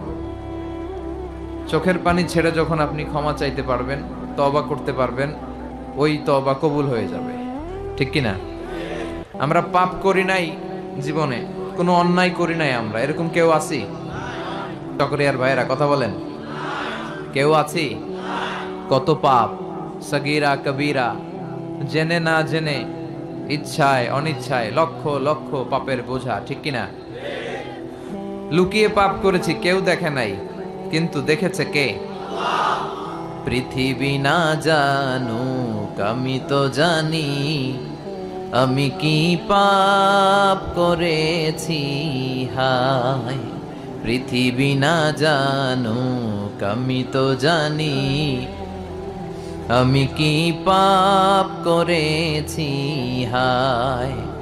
আমার পাপের করলে বিচার, বাঁচার আমার নাই উপায়। দয়াময় প্রভু মাফ করো আমায়, মাফ করো আমায়। পড়েন আমিন। আমার পাপের খবর কেউ জানে না, জানে কে? আল্লাহ। এজন্য জিকির বলতে বোঝা যাবে না এটা যে শুধু লা ইলাহা ইল্লাল্লাহ এভাবে সবাই মিলে পড়লাম এটাই জিকির না, এটাও একটা জিকির, কিন্তু সবচেয়ে বড় জিকির হচ্ছে সালাত। সবচেয়ে বড় জিকির কি? সালাত। আপনি যদি সালাত আদায় করেন তার মানে আপনি জিকির করছেন প্রতিদিন। এরপরে আরেকটা দামি জিকিরের নাম হচ্ছে কোরআন। আরেকটা দামি জিকিরের নাম, আপনি যখন কোরআনের তেলাওয়াত করেন অথবা কোরআনের তাফসির পড়েন কিংবা কোরআনের বঙ্গানুবাদ পড়েন কিংবা কোরআনের তাফসির শোনেন, আপনি কেমন যেন জিকিরের মধ্যে আছেন। চিল্লা এখন ঠিক কিনা? তাহলে সালাত হচ্ছে জিকির, কোরআন তেলাওয়াত হচ্ছে জিকির। আবার এই যে প্রতি শুক্রবারে আমরা জুমার সালাতের আগে খুতবা শুনি না? কথা বলেন, এই খুতবাটাও জিকির, এই খুতবাটাও একটা জিকির। এজন্য জিকির বলতে আমরা যেন শুধু লা ইলাহা ইল্লাল্লাহ এগুলোকেই না বুঝি। আমরা আল্লাহর স্মরণে ভালো ভালো যা করি সবটাই জিকির। আর সবচাইতে শ্রেষ্ঠ জিকির হচ্ছে লা ইলাহা ইল্লাল্লাহ। মান ক্বালা লা ইলাহা ইল্লাল্লাহ মুখলিসান মিন কলবিহি দাখালাল জান্নাহ। যে ইখলাসের সাথে সিনসিয়ারিটির সাথে, একনিষ্ঠতার সাথে একবার পড়বে লা ইলাহা ইল্লাল্লাহ, বিষ্ণু বললেন he will enter the paradise, সে অবশ্যই জান্নাতে প্রবেশ করবে। তার মানে আমল না করেও জান্নাতে ঢোকা যায়, কিন্তু ঈমান থাকা চাই। কথা বুঝতে পেরেছেন? আপনার ঈমান যদি ঠিক থাকে তাহলে আপনার পাপ কাজের কারণে আপনি শাস্তিপ্রাপ্ত হয়ে কোনো না কোনো দিন জান্নাতে ঢুকবেন। ইনশাল্লাহ পড়বেন না? আমরা জান্নাতে যেতে চাই তো। আমাদের আদি পিতা আদম আলাইহিস সালাম থাকতো কোথায়? আমাদের আদি মাতা হাওয়া আলাইহিস সালাম থাকতো কোথায়? তো বাপ মা থাকতো জান্নাতে, আমরা থাকবো কই? কথা বলেন। ওয়া ওয়ালিদিউ ওয়া মা ওয়ালাদ, বাবার বাড়ি যেখানে পোলার বাড়িও সেখানে। একটা সার্টেন পিরিয়ডের জন্য আমরা এসেছি, আমরা আবার জান্নাতে যাব ইনশাআল্লাহ পড়েন। এখানে আমরা যেমনি একত্রিত হলাম, আল্লাহ জান্নাতেও যেন আমরা একত্রিত হতে পারি, তুমি তৌফিক দাও। লা ইয়াস্তাবি আসহাবুন নার ওয়া আসহাবুল জান্নাহ, আসহাবুল জান্নাতি হুমুল Faizun. The people of paradise and the people of Jahannam, they are not equal. The people of paradise gain the ultimate success in life and hereafter. যারা জান্নাতি আর যারা জাহান্নামী তারা কখনো সমান হতে পারে না। যারা জান্নাতি তারা সফল, তারা সফল। এখন আমরা কই যাব, জান্নাতে না জাহান্নামে? আল্লাহ আমাদের সবাইকে জান্নাতেও তুমি একত্রিত করে দিও। আজকের মাহফিলটারে আমাদের নাজাতের ওসিলা বানাও। আমরা যেন আমাদের এই সময়গুলোরে কাজে লাগাতে পারি, তুমি তৌফিক দাও। অনেক গুরুত্বপূর্ণ একটা টাইমে আমরা বসেছি, মাগরিবের সালাতের পরে, এশার সালাতের আগে। আমাদের জীবনের সময়গুলো অনেক দামি। এই যে আপনারা যোগ বিয়োগ দিয়ে সময় বের করে আজকে তাফসির মাহফিলের জন্য এসেছেন, এই সময়টাকে যেন আমরা কাজে লাগাতে পারি, আমরা যেন কিছু শিখতে পারি, ঠিক কিনা? তাফসির মাহফিলে আমরা এক একজন এক এক উদ্দেশ্যে যাই। কেউ যাই হুজুরের দেখে আসি, একটু সবসময় ইউটিউবে দেখি। হ্যাঁ, কই দেখেন? ইউটিউবে দেখছেন কে কে? দেখি। ঠিক আছে, হাত নামান। তো এই ভালো জিনিস দেখেন, হ্যাঁ, এগুলোর পাশাপাশি আবার কুছ কুছ হোতা হ্যায়, এগুলো দেখেন না? এগুলো দেখবেন? নাচানাচের অনুষ্ঠান দেখবেন? জি বাংলা, স্টার জলসা, কিরণমালা, এগুলো দেখা যাবে? এগুলো দেশের 12টা বাজায় দিছে, চিল্লা এখন, ঠিক কিনা? আছে না নাই? ছোট্ট ছোট্ট বাচ্চা এখন ক্লাস 4-এ পড়ে, 5-এ পড়ে, তো ক্লাসের ভিতরে ভাগ করে নেয় কে কার। তো এইটা আমার, ওইটা তোর, মানে কে কার প্রেমিক প্রেমিকা, এগুলো ভাগ করে। পরে কোন ক্লাসে? ক্লাস 4-এ 5-এ। তো এই যে ইচড়ে পাকা ছেলে পেলেগুলো এত আগে এই সমস্ত বুঝতে শুরু করেছে। তারপরে এখন আবার আরেকটা পরিভাষা আছে, সবাই বলে বয়ফ্রেন্ড আর গার্লফ্রেন্ড, আছে না নাই? চকরিয়াতে আলহামদুলিল্লাহ এগুলো ঢুকে নাই, তোমাদেরও আছে? এগুলো করা যাবে না চকরিয়ার যুবক ভাইয়েরা, এগুলো করা যাবে না। বিবাহ বহির্ভূত যে কোনো ধরনের সম্পর্ককে, এই জাতীয় এই লাভ রিলেশন, এই অ্যাফেয়ার গুলোকে হারাম করে দিয়েছে কে? এগুলো ভালো কিছু বয়ে আনে না, খারাপ ছাড়া। চিল্লায় বলেন ঠিক কিনা? তার মানে এগুলো দেখলে ভালো কিছু পাওয়া যায় না। শাশুড়ি বউয়ের মধ্যে কেমন করে ঝগড়া লাগাতে হয়, আছে না নাই? হিন্দি সিনেমার মধ্যে এগুলো পাওয়া যায়। অবৈধ সম্পর্ক, ঘরে স্ত্রী রেখে পরকিয়া কিভাবে করতে হয়, এগুলো আছে না নাই? আসলে এগুলো থেকে আমরা নিজেদেরকে বাঁচাই, আর আমরা যেন আমাদের সময়কে কাজে লাগাই। বিশ্বনবী সবসময় বলতেন সময়কে কাজে লাগাও, কোনো প্রিভিলেজকে পেলে এটাকে কাজে লাগাও। বিশ্বনবী বলতেন 5টা জিনিস আসার আগে 5টা জিনিসকে কাজে লাগাও। হায়াতাকা ক্বাবলা মাউতিক, শুনতেছেন? বিশ্বনবী বলতেন সুযোগকে কাজে লাগাও। কি কাজে লাগাও? সুযোগ কি? Here's a look at my week on Facebook gaming. Monday morning, I play puzzle games. On সব সময় আসে, বারবার আসে, এজন্য সুযোগকে কাজে লাগানোর দরকার আছে না নাই? বিশ্বনবী বলতেন হায়াতাকা ক্বাবলা মাউতিক, মৃত্যু আসার আগে জীবনকে কাজে লাগাও। এই জীবন আল্লাহর দেয়া সবচেয়ে দামি উপহার আমাদের জন্য, এটাকে যেন আমরা কাজে লাগাই। এরপরে বিশ্বনবী বলতেন শাবাবাকা ক্বাবলা হারামিক, বার্ধক্য আসার আগে তোমার যৌবনকে কাজে লাগাও। আমি তো দেখতে পাচ্ছি আমার সামনে 99% শ্রোতাই হচ্ছে যুবক। তোমরা অনেক কিছু করতে পারো প্রিয় ভাইয়েরা, তোমাদের মধ্যে অনেক শক্তি, সম্ভাবনা। তোমরা চাইলে সমাজকে পাল্টে দিতে পারো, তোমরা চাইলে ইতিহাস গড়তে পারো। এই পৃথিবীতে ভালো ভালো যাই হয়েছে সব করেছে তোমাদের মতো তাগড়া ইয়াংরা, যুবকেরা। চিল্লায় বলো ঠিক কিনা? এজন্য বিষ্ণু বলতেন শাবাবাকা ক্বাবলা হারামিক, বার্ধক্য আসার আগে তোমাদের এই যে শক্তি, রক্ত গরম, এটার ইসলামের পক্ষে কাজে লাগাও।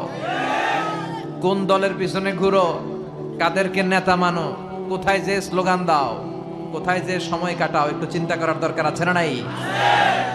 তোমার জীবনের সবচেয়ে মাহেন্দ্র ক্ষণ এটা।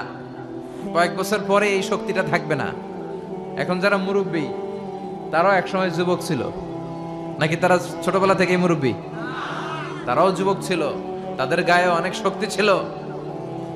এজন্য এই সময়টা অল্প কিছু দিনের জন্য। রং ধরা যৌবন জং ধরে শেষ, থাকবে না।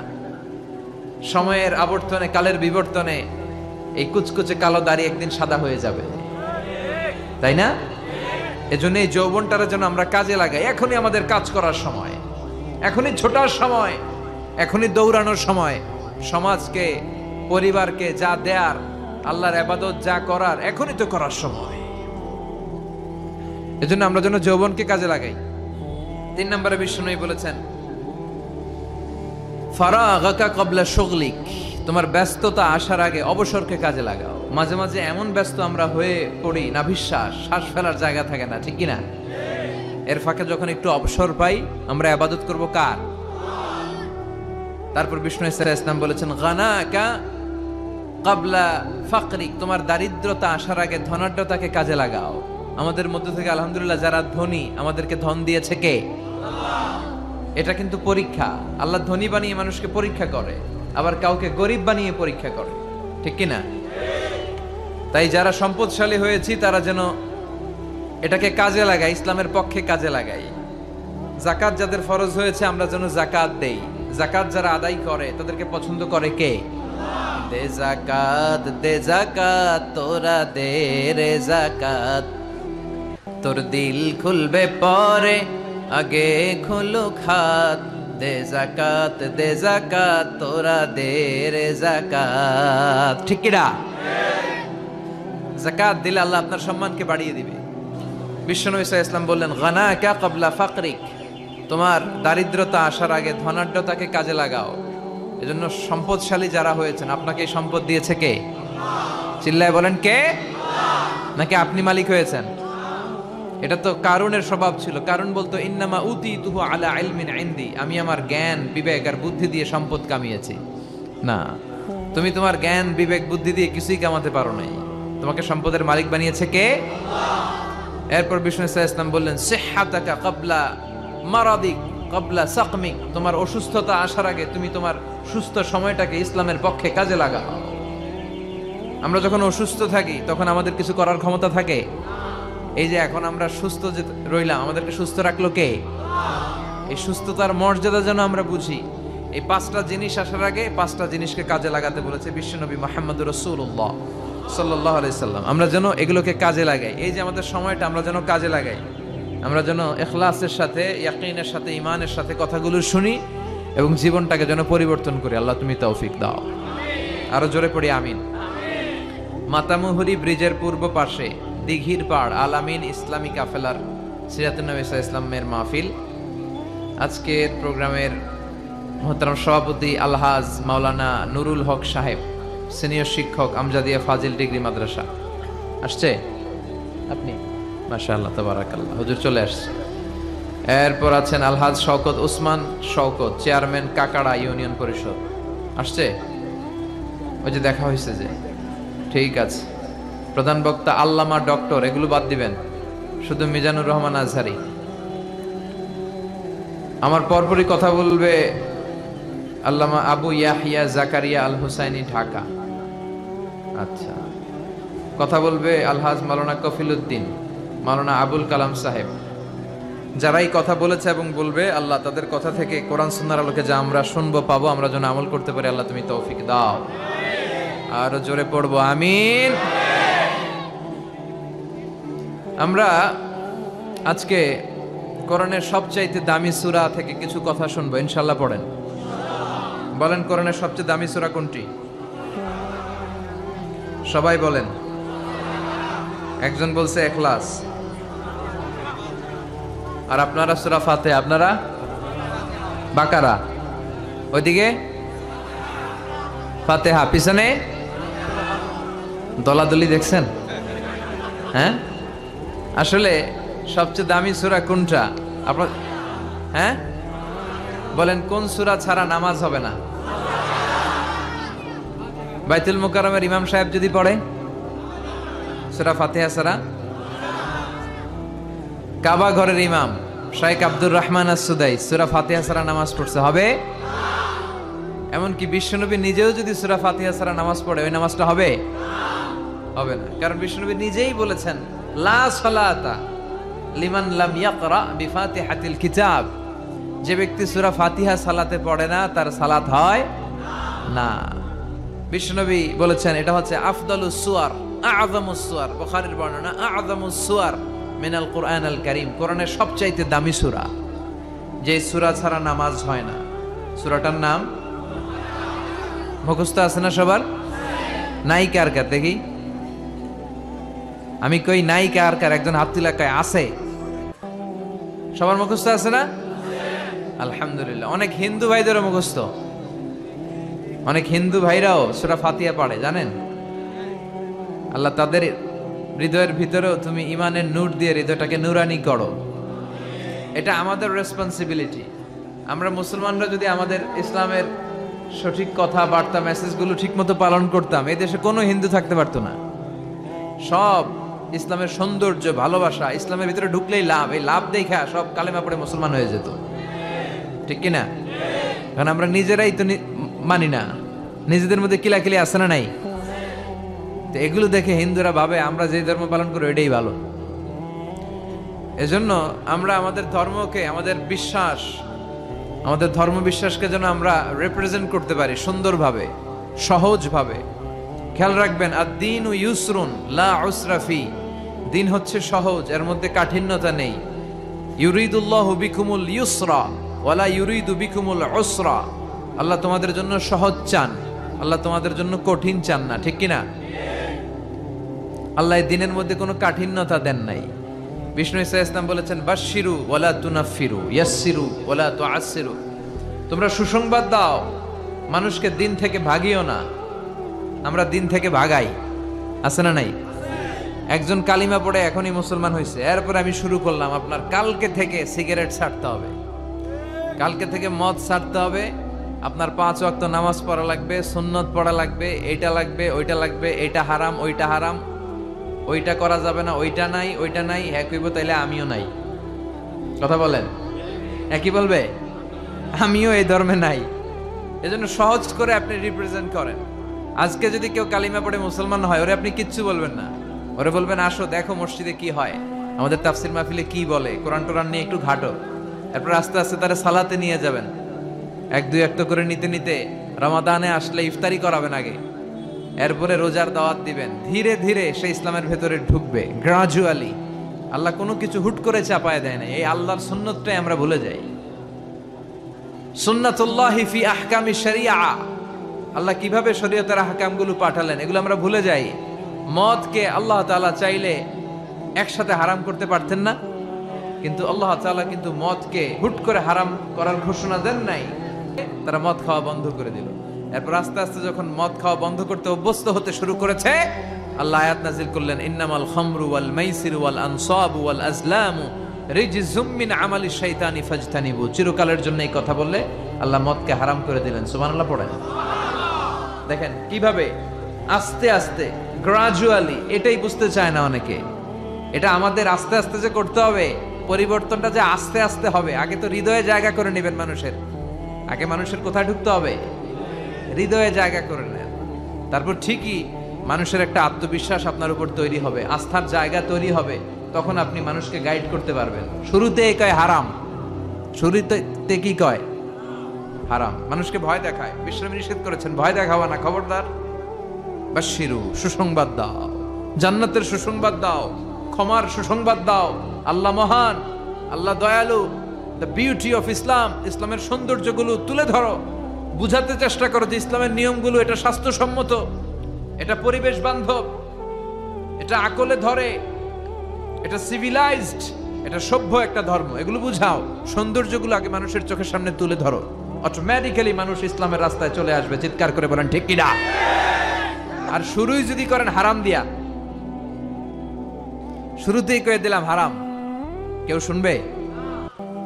এজন্য আমরা যেন ইসলামকে সহজ ভাবে, ইসলাম যেভাবে এসেছে সহজ পদ্ধতিতে, এইভাবে যেন মানুষের কাছে পৌঁছে দিতে পারি, তাহলে মানুষ রিসিভ করতে পারবে সহজে। আল্লাহ তুমি বুঝার তৌফিক দান করো। তাহলে কোরআনের সবচেয়ে দামি সূরার নাম, আরো জোরে বলেন, সূরাতুল ফাতিহা।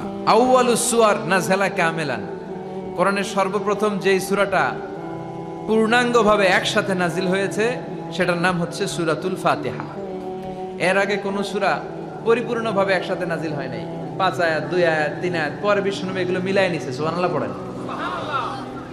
আমরা কত সহজে কোরআন পেয়ে গেলাম। বিশ্বনবী যখন কোরআনের আয়াতগুলো আসতো, তিনি পড়তে পড়তে পড়তে পড়তে মুখ দিয়ে ফেনা তুলে ফেলতেন। আল্লাহ বললেন, লা তুহাররিক বিহি লিসানাকা লিতাআজালা বি ইন্না আলাইনা জামাআহু ওয়া কুরআনা। ও নবী, কোরআন পড়ার জন্য এত পেরেশান হবেন না। জিবরাইল এসে যখন পড়ে যায়, আপনি সিম্পলি ওনার সাথে সাথে একবার পড়েন। এই কোরআনকে আপনার হৃদয়ে ঢুকায় দেওয়ার, হেফজ করায় দেওয়ার, আপনার সিনায় রেখে দেওয়ার দায়িত্ব কার? এরপর থেকে বিষ্ণু ইসলাম আর তাড়াহুড়ো করতেন না, সিম্পলি একবার পড়তেন, অটোমেটিক্যালি মুখস্থ হয়ে যেত। সুবহানাল্লাহ পড়েন। তাহলে কোরআনের সবচেয়ে দামি সূরার নাম, সবাই বলেন কি নাম? সূরাতুল ফাতিহা। এটাকে বলা হয় প্রিফেস অফ দ্য বুক, মানে কোরআনের ভূমিকা, হ্যাঁ, introductory chapter of the holy Quran. কোরআনের প্রারম্ভিক চ্যাপ্টার, যেই চ্যাপ্টার দিয়ে আল্লাহ এই কোরআনটাকে শুরু করেছেন। কোরআনে মোট চ্যাপ্টার কয়টা? 114টা। চ্যাপ্টার কয়টা? 114টা। কোরআনটা খুললেই সর্বপ্রথম যে চ্যাপ্টারটা পড়ে, যে সূরাটা পড়ে, সূরাটার নাম সূরাতুল ফাতিহা। আবার বিষ্ণু বলেছেন এই সূরাতুল ফাতিহা হচ্ছে এই আল কোরআন আল কারীমের মা। সুবহানাল্লাহ কইবেন না? উম্মুল কিতাব, উম্মুন মানে মা, কেন্দ্রবিন্দু। পুরো কোরআনে আল্লাহ যা বলেছে সূরাতুল ফাতিহার 7 আয়াতের ভেতরে আল্লাহ সংক্ষেপে তা বলেছে। তার মানে পুরো কোরআনকে যদি আপনি সংক্ষিপ্ত করে দেন, সেটা সূরা ফাতিহা হয়ে যায়। আর সূরা ফাতিহাকে যদি আপনি ব্যাখ্যা করতে শুরু করেন, তাহলে পুরো কোরআন হয়ে যায়। সুবহানাল্লাহ বাড়িতে গিয়ে বললেন। এটা উম্মুল কিতাব। আবার এই সূরার আরেকটা নাম হচ্ছে সূরাতুল ওয়াফিয়া, মানে অখণ্ড সূরা। এই সূরাকে খণ্ড খণ্ড করে পড়া যায় না। কোরআনের অন্য অনেক সূরাকে খণ্ড করে পড়া যায়। কেউ সূরা আর রহমানের প্রথম 10 আয়াত প্রথম রাকাতে পড়লো, তারপরের 10 আয়াত দ্বিতীয় রাকাতে পড়লো, কোনো সমস্যা আছে? নাই। কিন্তু কেউ যদি ফজরের 2 রাকাত নামাজের প্রথম রাকাতে সূরা ফাতিহার অর্ধেক পড়লো, দ্বিতীয় রাকাতে বাকি অর্ধেক পড়লো, তার নামাজ হবে? কারণ এটা পূর্ণাঙ্গ সূরা, অখণ্ড সূরা।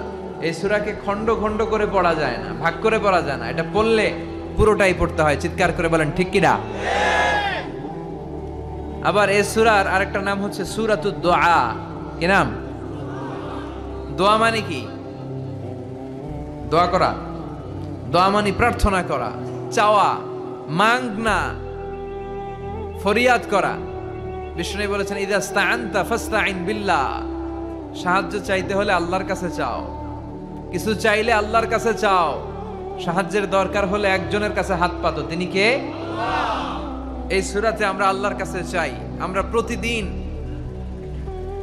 নামাজের মধ্যে বলি ইহদিনাস সিরাতাল মুস্তাকিম। এটা কিন্তু অনেক দামি দোয়া। অনেকে দোয়া খুঁজে পায় না, দোয়া খুঁজে পায় না। এটা সবচাইতে দামি দোয়া। এত দামি দোয়া যেটাকে প্রত্যেক নামাজে পড়াটাকে আল্লাহ ওয়াজিব করে দিয়েছে। ও আল্লাহ, show us the right path, show us the correct path, show us the middle path. আল্লাহ, আপনি আমাদেরকে মধ্যম পন্থাটা দেখান, সঠিক রাস্তাটা দেখান, যে রাস্তায় আপনি দুনিয়াতে উঠে যাবেন আর হাঁটতে হাঁটতে দেখবেন এই রাস্তার শেষ মাথা ঢুকে গিয়েছে জান্নাতে। তাহলে কেমন করে আল্লাহর কাছে চাইবেন, কেমন করে দোয়া করবেন, এই কথাটাও এই সূরার ভেতরে আছে না নাই? এরপরে এই সূরার আরেকটা নাম হচ্ছে সূরাতুশ শিফা অথবা সূরাতুর রুকিয়া, ঝাড়ফুঁক করার সূরা। অনেকে কি দিয়ে ঝাড়ফুঁক করবে খুঁজে পায় না, আছে না নাই? আপনি সূরাতুল ফাতিহা পড়ে ঝাড়ফুঁক করবেন। অসুস্থ ব্যক্তির গায়ে সূরা ফাতিহা পড়ে ফু দিলে সুস্থ করে দেয় কে? রব্বুল আলামিন বলেন, وَنُنَزِّلُ مِنَ الْقُرْآنِ مَا هُوَ شِفَاءٌ وَرَحْمَةٌ لِّلْمُؤْمِنِينَ وَلَا يَزِيدُ الظَّالِمِينَ إِلَّا خَسَارًا। আল্লাহ বললেন, আমি কোরআনের মধ্যে শিফা রেখেছি। এই আল কোরআন আল কারীমের ভেতরে আমি আল্লাহ রহমত দিয়েছি। কোরআন পড়ে ফু দিলে অসুস্থ ব্যক্তিরে সুস্থ করে দেয় কে? আপনি যেই কোনো রোগে আক্রান্ত হন না কেন, আপনি যদি সূরা ফাতিহা পড়ে ফু দেন, সুস্থ করবে কে? বিশ্বাস হয় না সন্দেহ লাগে? যাদের বিশ্বাস হয় তাদের ফুতে কাজ হয়ে যাবে, আর যাদের সন্দেহ লাগে এরা হাজারবার ফু দিলেও কোনো কাজ হবে না। বিষ্ণু ঈসা ইসলাম সূরা ফাতিহা পড়ে সাহাবাদেরকে ফু দিতেন, আবার সূরা ইখলাস, সূরা ফালাক, সূরা নাস পড়ে ফু দিতেন। মা আয়েশা যখন অসুস্থ হতেন আর এসে যখন বিষ্ণু ঈসা ইসলামের কাছে বলতেন, ইয়া রাসূলুল্লাহ আমি অসুস্থ, আপনি আমার জন্য দোয়া করেন, বিষ্ণু ঈসা ইসলাম মা আয়েশাকে সূরাতুল ইখলাস, সূরাতুল ফালাক আর সূরাতুন নাস পড়ে হাতের মধ্যে ফু দিতে বলতেন, আর বলতেন এই হাতে ফু দিয়ে তুমি হাতটা মাথা থেকে পা পর্যন্ত মাসে করো, তোমার সুস্থ করে দিবে কে? আল্লাহ। এটার বলে তিন কুল, কুল আস-সালাসা। কি বলে? তিন কুল, সূরাতুল ইখলাস, সূরাতুল ফালাক আর একটা সূরাতুন নাস। এগুলো পড়ে ফু দিবেন, অসুস্থ ব্যক্তি সুস্থ হয়ে যাবে। আবু সাঈদ আল খুদরি রাদিয়াল্লাহু তাআলা আনহু, উনি একবার একটা সফরে বেরোলেন। উনি সফরের মধ্যে দেখলেন আরবের কিছু গোত্রের লোক এক পাশে দাঁড়িয়ে আছে, আর সবাই মিলে একজন লোককে মন্ত্র পড়ে ফু দিচ্ছে। তিনি বললেন, কি হয়েছে তোমাদের? তারা বলল, আমাদের নেতাকে সাপে কামড় দিয়েছে, বিষাক্ত সাপ, এত ভেনোমাস স্নেক, এটা আমাদের এই সর্দারকে আর বাঁচানো সম্ভব না, সে সাপের কামড়ে বিষাক্ত হয়ে এখনই মারা যাবে। আল্লাহ রাসূলের সাহাবী বললেন, তোমরা কি করতেছো? সবাই বলল, আমাদের যার যত মন্ত্র জানা আছে ফু দিচ্ছি। লোকজন পড়তেছে, সুমন্তর সু কালিকুত্তার গু, এরকম এই দেশে পড়ে না?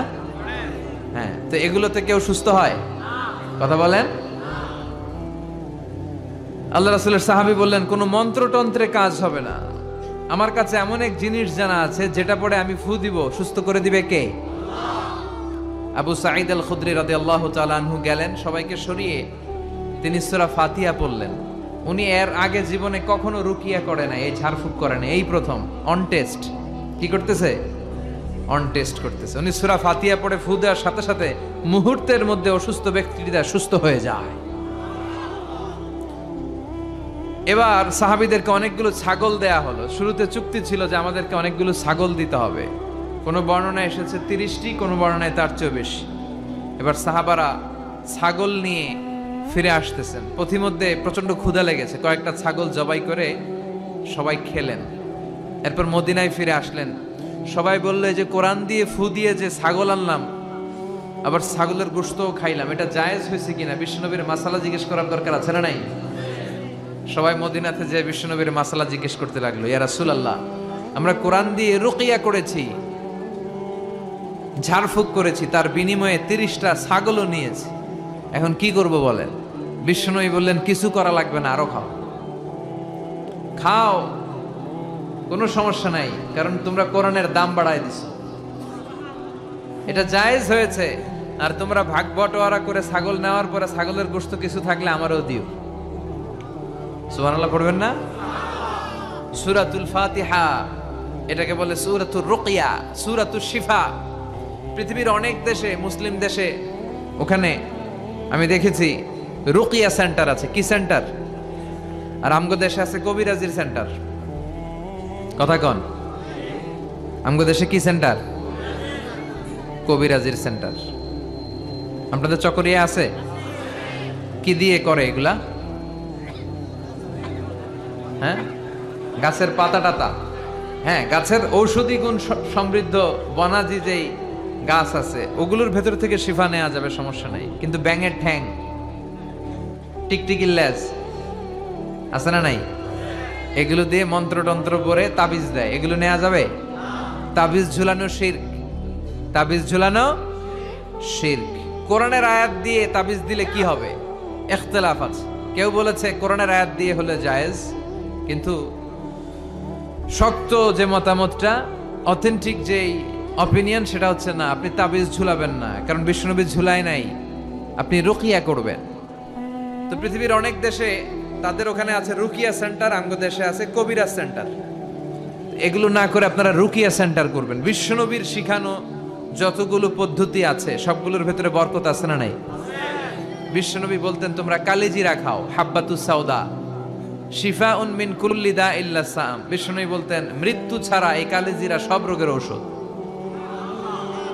এই কালিজিরা শুধু একটা রোগকে ভালো করতে পারে না, এই রোগটার নাম মৃত্যু। এটার কোনো চিকিৎসা আছে না।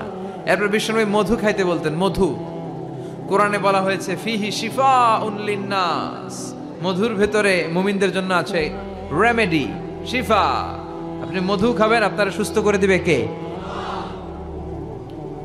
তো এজন্য বিশ্বনবীর শেখানো সবগুলো জিনিসের ভেতরে বারাকা। বিশ্বনবী সিঙ্গা লাগাতেন। কি লাগাতেন? আরবিতে এটাকে বলে হেজামা। পৃথিবীর অনেক দেশে হেজামা সেন্টার আছে। কি সেন্টার? হিজামা সেন্টার। এই কাপিং বলে এটাকে, প্লাস্টিকের কাপিং লাগায় দেহের ভেতরে যে দূষিত রক্তগুলো আছে, যেখানে পেইন হয়, ব্যথা হয়, টেনে এই দূষিত রক্তটা বের করে দিবে আর আপনারা সুস্থ করে দিবে কে? বিশ্বনবী এই কাপিং করতেন। আমাদের বাংলাদেশেও অনেক ওই যে সাপের খেলা দেখায় যে মহিলারা, এরাও এগুলা করে উল্টা পাল্টা। এরা গান বানায়, কয় পক্ষোয়াই জোখোয়াই, সিঙ্গা লাগায়, সাপের খেলা দেখায়, আছে না নাই? এই সাপের খেলা দেখাবে, পক্ষোয়াই জোখোয়াই বলবে, আসলে কিছুই বের করতে পারে না। বিশ্বনবীর শিখানো যতগুলো পদ্ধতি আছে আমরা সেগুলো মানবো, ওগুলোর ভেতরে বরকত দিয়েছে কে? এখন গোটা বিশ্বের বিভিন্ন জায়গায় বিশ্বনবীর এই হেজামা, সিঙ্গা লাগানোটা, এটা ল্যাবরেটরিক্যালি প্রুভড হয়েছে যেটা স্বাস্থ্যকর। এবং আমি দেখলাম গত বিশ্বকাপে একজন ফুটবলার তারকা, সে তার দেহের অনেক জায়গায় সিঙ্গা লাগিয়েছে। আলহামদুলিল্লাহ পড়েন। তার মানে ইউরোপ, আমেরিকায়, গোটা বিশ্বে বিশ্বনবীর এই সুন্নাহগুলো ছড়াই দিচ্ছে কে? ওয়ালা বাইতা ওয়াবার ওয়ালা মাদার ইল্লা আদখালাহুল্লাহু হাযা দ্বীন। আল্লাহর ওয়াদা, আল্লাহ বলেছেন নবী, এই পৃথিবীতে এমন কোনো জঙ্গল থাকবে না, মরুভূমি থাকবে না, এমন কোনো ঘর থাকবে না, বাড়ি থাকবে না, এমন কোনো পাহাড় থাকবে না, এমন কোনো জায়গা থাকবে না যে জায়গায় আমি কালেমার কথা আর ইসলামের কথাকে পৌঁছায় দেব না। প্রতিটা জায়গায় ইসলামের কথাকে পৌঁছায় দিবে কে? কালেমার বাণীকে পৌঁছে দিবে কে? তাহলে অসুস্থ হলে কোন সূরা পড়ে ফু দিবেন? কথা বলেন। হুজুরের কাছে গেলে হুজুর এটা পড়েই ফু দেয়। আমাদের কাছে আসলে আমরা কি বানায় বানায় কিছু পড়তে পারবো না? আমরাও সূরা ফাতিহা পড়েই ফু দেই। তা আপনিও সূরা ফাতিহা পড়ে ফু দিবেন। আর আব্বা আম্মার কাছে দোয়া চাইবেন বেশি। কার কাছে? মায়ের দোয়া আল্লাহ কোনোদিন ফিরায় দেয়? কথা বলেন। ওগো মা তুমি এই ধরনের শ্রেষ্ঠ নেয়ামত, তোমারই পদ তলে রয়েছে জান্নাত। ওগো মা তুমি এই ধরনের শ্রেষ্ঠ নেয়ামত, তোমারই পদ তলে রয়েছে জান্নাত। আলহামদুলিল্লাহ পড়েন। সালাসু দাওয়াতিন মুস্তাজাবা, 3 ব্যক্তির দোয়া আল্লাহ ফিরায় না। এক হচ্ছে মুসাফিরের দোয়া, 2 হচ্ছে মজলুমের দোয়া, 3 হচ্ছে মায়ের দোয়া, বাবার দোয়া, ছেলে মেয়েদের জন্য হাত তুলে দোয়া করতে দেরি, ওই দোয়া কবুল হতে দেরি হয়।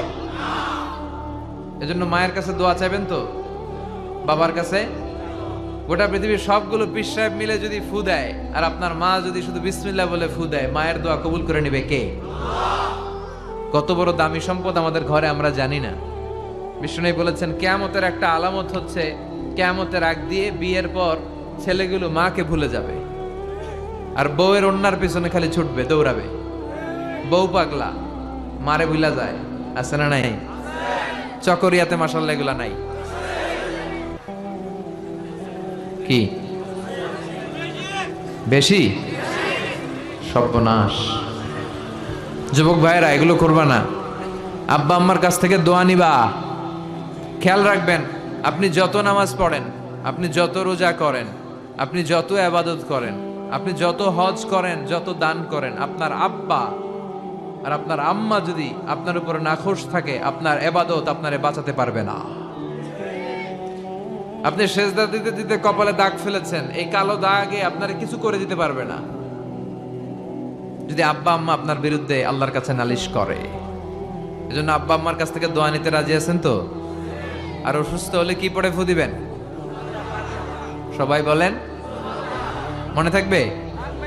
পেটে ব্যথা, মাথায় ব্যথা, ডায়াবেটিক্স, গ্যাস্ট্রিক, আলসার, সবাই বলেন কোন সূরা? হ্যাঁ, প্যারাসিটামল 3 বেলার মতো। সব রোগের জন্য কোন সূরা? চিল্লায় বলতে হবে কোন সূরা? ফাতিহা। আর যদি জিন ভূত ধরে তাহলে পড়বেন আয়াতুল কুরসি। জিন ভূত ধরে না মাঝে মাঝে, জিন আসর করে, এটা অদৃশ্য একটা প্রাণী। জিসমুন নারিয়ুন ইয়াতাশাক্কালু বিআশকালিন মুখতালিফা, আগুনের তৈরি একটা সৃষ্টি, তারা চাইলে যে কোনো আকৃতি নিতে পারে। এই জিনেরা এসে বিশ্বনবীর কাছে কালিমা পড়ে একদল জিন মুসলমান হয়েছে। বিশ্বনবীর কণ্ঠের সুমধুর তেলাওয়াত শুনে একদল জিন বলেছে, আর ওই কথাটা আল্লাহ কোরআনে কোট করেছে, ইন্না সামি'না কুরআনান আজাবা ইয়াহদি ইলার রুশদি ফাআমান্না বিহি। আমরা কি আজীব কোরআনের তেলাওয়াত শুনলাম, যে কোরআন মানুষকে হেদায়েতের পথ দেখায়। এর চেয়ে কোনো দামি জিনিস পৃথিবীতে নাই, ফলে এই কোরআনের উপর আমরা ঈমান আনলাম। এই জিন জাতীয় বিষ্ণু ঈসা ইসলামের কাছে ঈমান এনে কালিমা পড়ে মুসলমান হয়েছে। এই জন্য এই জিনেরা মাঝে মাঝে আমাদের ক্ষতি করে। টয়লেটে ঢুকার আগে এই জিন থেকে আল্লাহর কাছে পানাহা চাবেন, আল্লাহুম্মা ইন্নী আউযু বিকা মিনাল খুবুসি ওয়াল খাবাইস। খুবুস হচ্ছে খাবিসের প্লুরাল, আর খাবিসাতুন এটার প্লুরাল হচ্ছে খাবাইস, মানে আল্লাহ খারাপ জিন, খারাপ পরি, মানে জিন আর জিন্নাহ, পুরুষ জিন, নারী জিন, এই সব ধরনের খারাপ জিনের নজর থেকে তুমি আমাকে হেফাজত করো। এরা টয়লেটের ভেতরে থাকে। এই দোয়া পরে যখন আপনি ঢুকে যান, ওদের চোখের সামনে পর্দা নামিয়ে দেয় কে? ওরা আপনার কোনো ক্ষতি করতে পারে? কিভাবে আপনি প্রোটেকশন নেবেন? এই দোয়াগুলো পড়ার মাধ্যমে সব বিশ্বনবী শিখাই গেছেন। আপনি কখন কিভাবে পড়লে you will get the perfect protection from your lord, আপনি আল্লাহর কাছ থেকে প্রোটেকশন পাবেন, এগুলো পড়ে না। এজন্য জিন ভূতে যদি আসর করে, অশরীরী কোনো প্রাণী যদি আপনার উপর ভর করে ক্ষতি করতে চায়, আপনি যদি ফিল করেন, আপনি আয়াতুল কুরসি পড়বেন, আপনি সূরা ফালাক, সূরা নাস পড়ে ফু দিবেন, জিনের বাদশাও দিবে দৌড়। কথা বলেন। আর প্রত্যেক ফরজ সালাতের পরে এই আয়াতুল কুরসি পড়া লাগবে কি লাগবে না?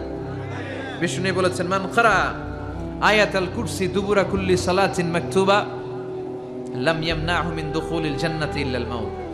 প্রত্যেক ফরজ সালাতের পরে যে একবার আয়াতুল কুরসি পড়ে, তার জান্নাতে যাওয়ার ক্ষেত্রে আর কোনো বাধা থাকে না। একটা জিনিস ছাড়া, সেটা হচ্ছে তার মরণ। লোকটা মরে না, তাই জান্নাতে ঢুকে না, মরলেই জান্নাতে ঢুকবে। সুবহানাল্লাহ, আসতে পড়েন। ওরে আল্লাহ, ইদানিং অনেক লম্বা লম্বা চিঠি দেয় অনেকে, মনের সব আকুতি মিনতি হুজুরের কাছে ঝেড়ে প্রকাশ করে। আমার একটা পেজ আছে, ফেসবুক পেজ, তো ওখানেও লম্বা লম্বা চিঠি দেয়, এত বড় বড় চিঠি, জীবনের সব দুঃখ কষ্ট আজহারি ভাইয়ের কাছে বলে ফেলায়।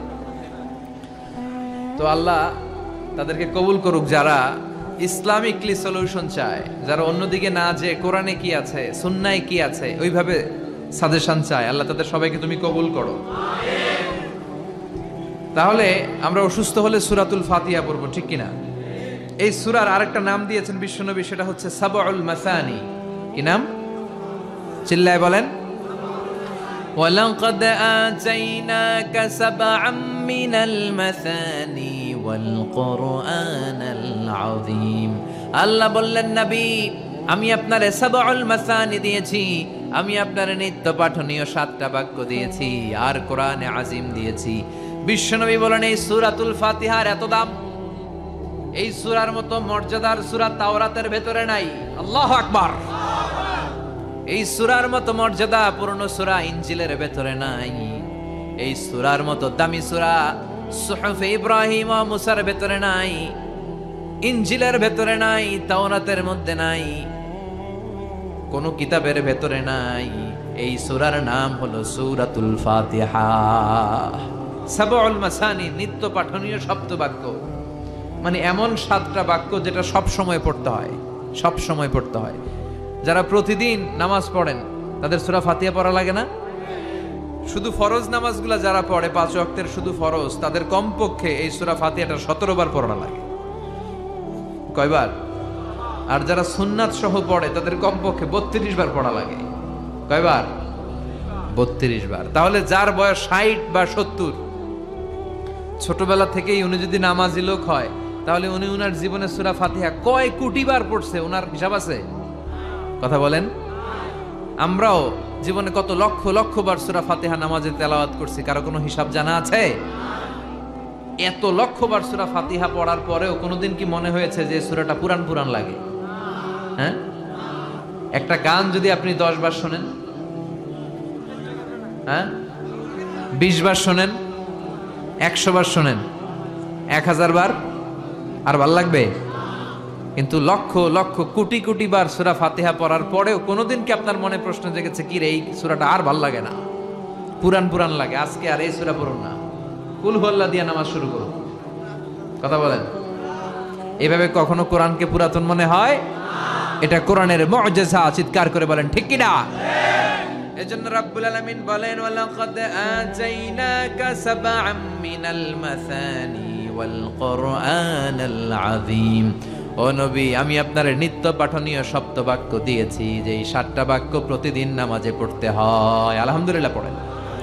তার মানে আমরা বুঝলাম এই সূরার আয়াত সংখ্যা 7টি। চিল্লায় বলতে হবে কয়টি? 7টি।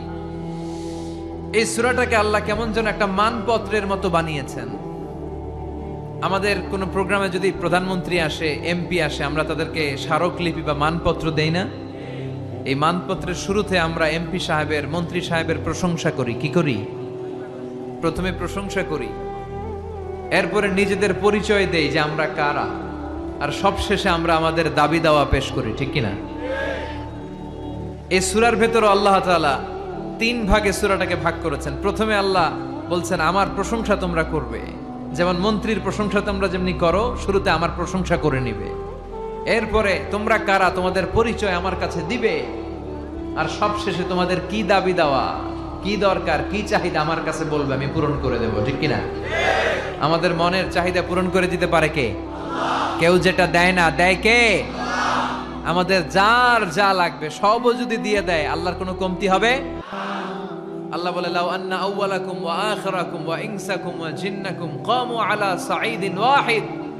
পৃথিবীর সব মানুষগুলো একসাথে দাঁড়িয়ে যদি আল্লাহর কাছে চায়, আল্লাহ এটা দাও, ওইটা দাও, এটা লাগবে, ওইটা লাগবে, চাহিদার কথাগুলো যদি বলে বেড়ায়, আর আল্লাহ একটার পর একটা তাদের চাহিদা যদি পূরণ করে দেয়, সবাইকে যার যা মনে চায় সবও যদি দিয়ে দেয়, আল্লাহ বলে আমি আল্লাহর ধন ভাণ্ডারের 1 ইঞ্চিও কমবে না। এজন্য কেউ যেটা দেয় না, দেয় কে? আল্লাহ দেয়।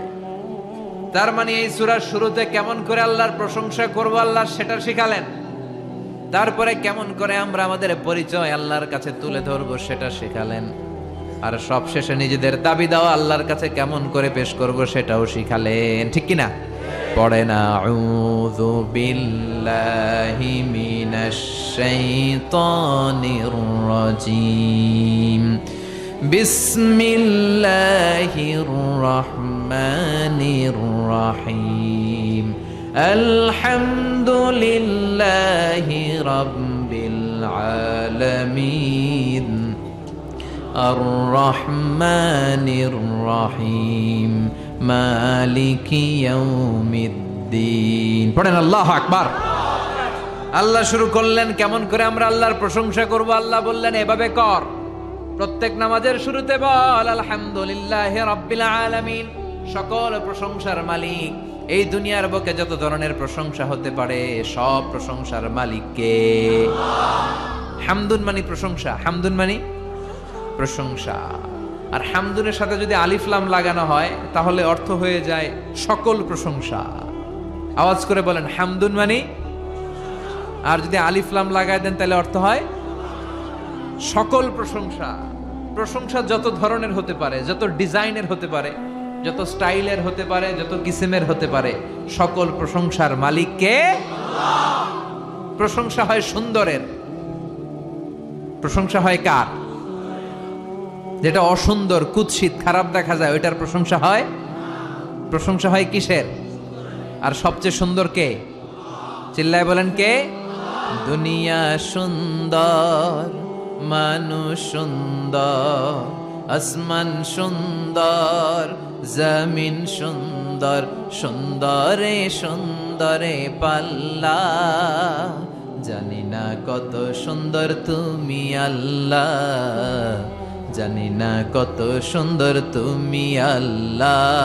দুনিয়া সুন্দর, মানুষ সুন্দর, আসমান সুন্দর, জমিন সুন্দর, সুন্দরে সুন্দরে পাল্লা, জানি না কত সুন্দর তুমি আল্লাহ, জানি না কত সুন্দর তুমি আল্লাহ। সুবহানাল্লাহ পড়েন। আল্লাহর চাইতে সুন্দর কেউ আছে? কিন্তু আল্লাহর সৌন্দর্য আমরা কেউ দেখেছি? কিন্তু আমরা জান্নাতে গেলে অবশ্যই দেখবো। চিল্লায় এখন ঠিক কিনা? আল্লাহ বললেন উজুহু ইয়াউমা ইযিন নাযিরা ইলা রাব্বিহা নাযিরা, সেদিন তোমাদের চেহারাগুলো আলোকোজ্জ্বল হয়ে আল্লাহর দিকে তাকায় থাকবা। আবার বিশ্বনবী বললেন ইন্নাকুম সাতারাউনা রাব্বাকুম আয়ানান কামা তারাউনা হাদাল কামার, এই যে পূর্ণিমার চাঁদটা তোমরা দুই চোখ দিয়ে চাক্ষুষ যেমনি দেখো, জান্নাতে ঢুকলে আল্লাহরও ঠিক তেমনি দেখতে পাবা। আল্লাহ জান্নাতীদেরকে ডেকে বলবেন, ও জান্নাতীরা, এই কোরআনে আমি নাজ নেয়ামতের যা বলেছিলাম সব বুঝে পাইছো? সব জান্নাতীরা বলবে আল্লাহ সব বুঝে পাইছি। এক জান্নাতি হাত তুলে বলবে আল্লাহ পাই নাই। সবাই কয়ে পাইছি, একজন কি কয়? আল্লাহ বলবেন সবাই বলল পেয়েছে, তুমি বললা পাও নাই, তাহলে তুমি বলো তুমি কি পাও নাই। ওই জান্নাতি বলবে আল্লাহ আমরা আপনারে পাই নাই। আল্লাহ আপনারাই তো পাই নাই, কারণ এত কিছু পাইছি আপনারে তো পাই নাই, আপনারে দেখি নাই তো। আল্লাহ বলবেন তাই, আমারে দেখতে মনে চায়, ঠিক আছে, কারণ জান্নাতীরা যাই চাবে তাই পাবে। তো তোমরা যখন আমারে দেখতে চাইছো আমি ওই দেখাও দেবো। চিল্লায় এখন ঠিক কিনা? আল্লাহ তখন বিশাল কনফারেন্স রুম করবেন।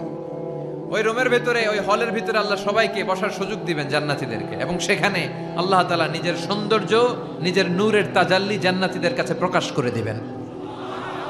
সব জান্নাতীরা বসবে। বসার পর আল্লাহ নূরের তাজাল্লি সামান্য এক মুহূর্তের জন্য জান্নাতীদেরকে দেখাবেন। একটা মুহূর্ত, লম্বা সময়ের জন্য নয়। সবাই বসবে বিশ্বনবী সবার সামনে, তারপরে নবীরা, সিদ্দিকিন, শুহাদা, সালেহিন, এরপরে আমরা যারা জান্নাতে যাওয়ার সুযোগ পাবো আমরাও বসবো ইনশাআল্লাহ। পড়েন। বসা লাগবে না? যাওয়া লাগবে না? আল্লাহরে দেখা লাগবে না? সবাই বসবে। বসার পরে আল্লাহ তাআলা তখন হঠাৎ করে সাডেনলি এক মুহূর্তের জন্য নূরের ঝলকানি দেখিয়ে পর্দা নামিয়ে দিবেন। এক মুহূর্তের জন্য, লম্বা সময়ের জন্য নয়।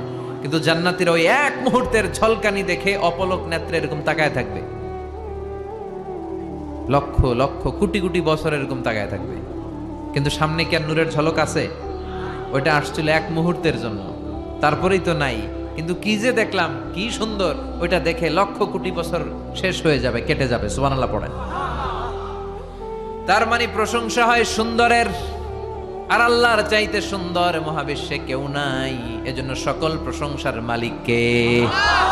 বিষ্ণু বলেন ইদা মুদিহাল ফাসিক গাদিবার রব ওয়াহতাজ্জালাহুল আরশ। কোন ফাসিকের প্রশংসা করো না, কারণ ফাসিকের প্রশংসা করলে আল্লাহর আরশ কেঁপে যায়, আল্লাহ রাগান্বিত হয়ে যায়। চিল্লায় এখন ঠিক কিনা? কিন্তু আমাদের সমাজে ফাসিকের প্রশংসা আছে না নাই? ফাসিকের প্রশংসা না করলে চাকরি থাকে না, এরকম আছে না নাই? মসজিদের সভাপতি ঘুষ খায়, সুদ খায়, আছে না নাই? কিন্তু ইমাম সাহেব যদি প্রশংসা না করে, ইমাম সাহেবের চাকরি নাই। চিল্লায় এখন ঠিক কিনা?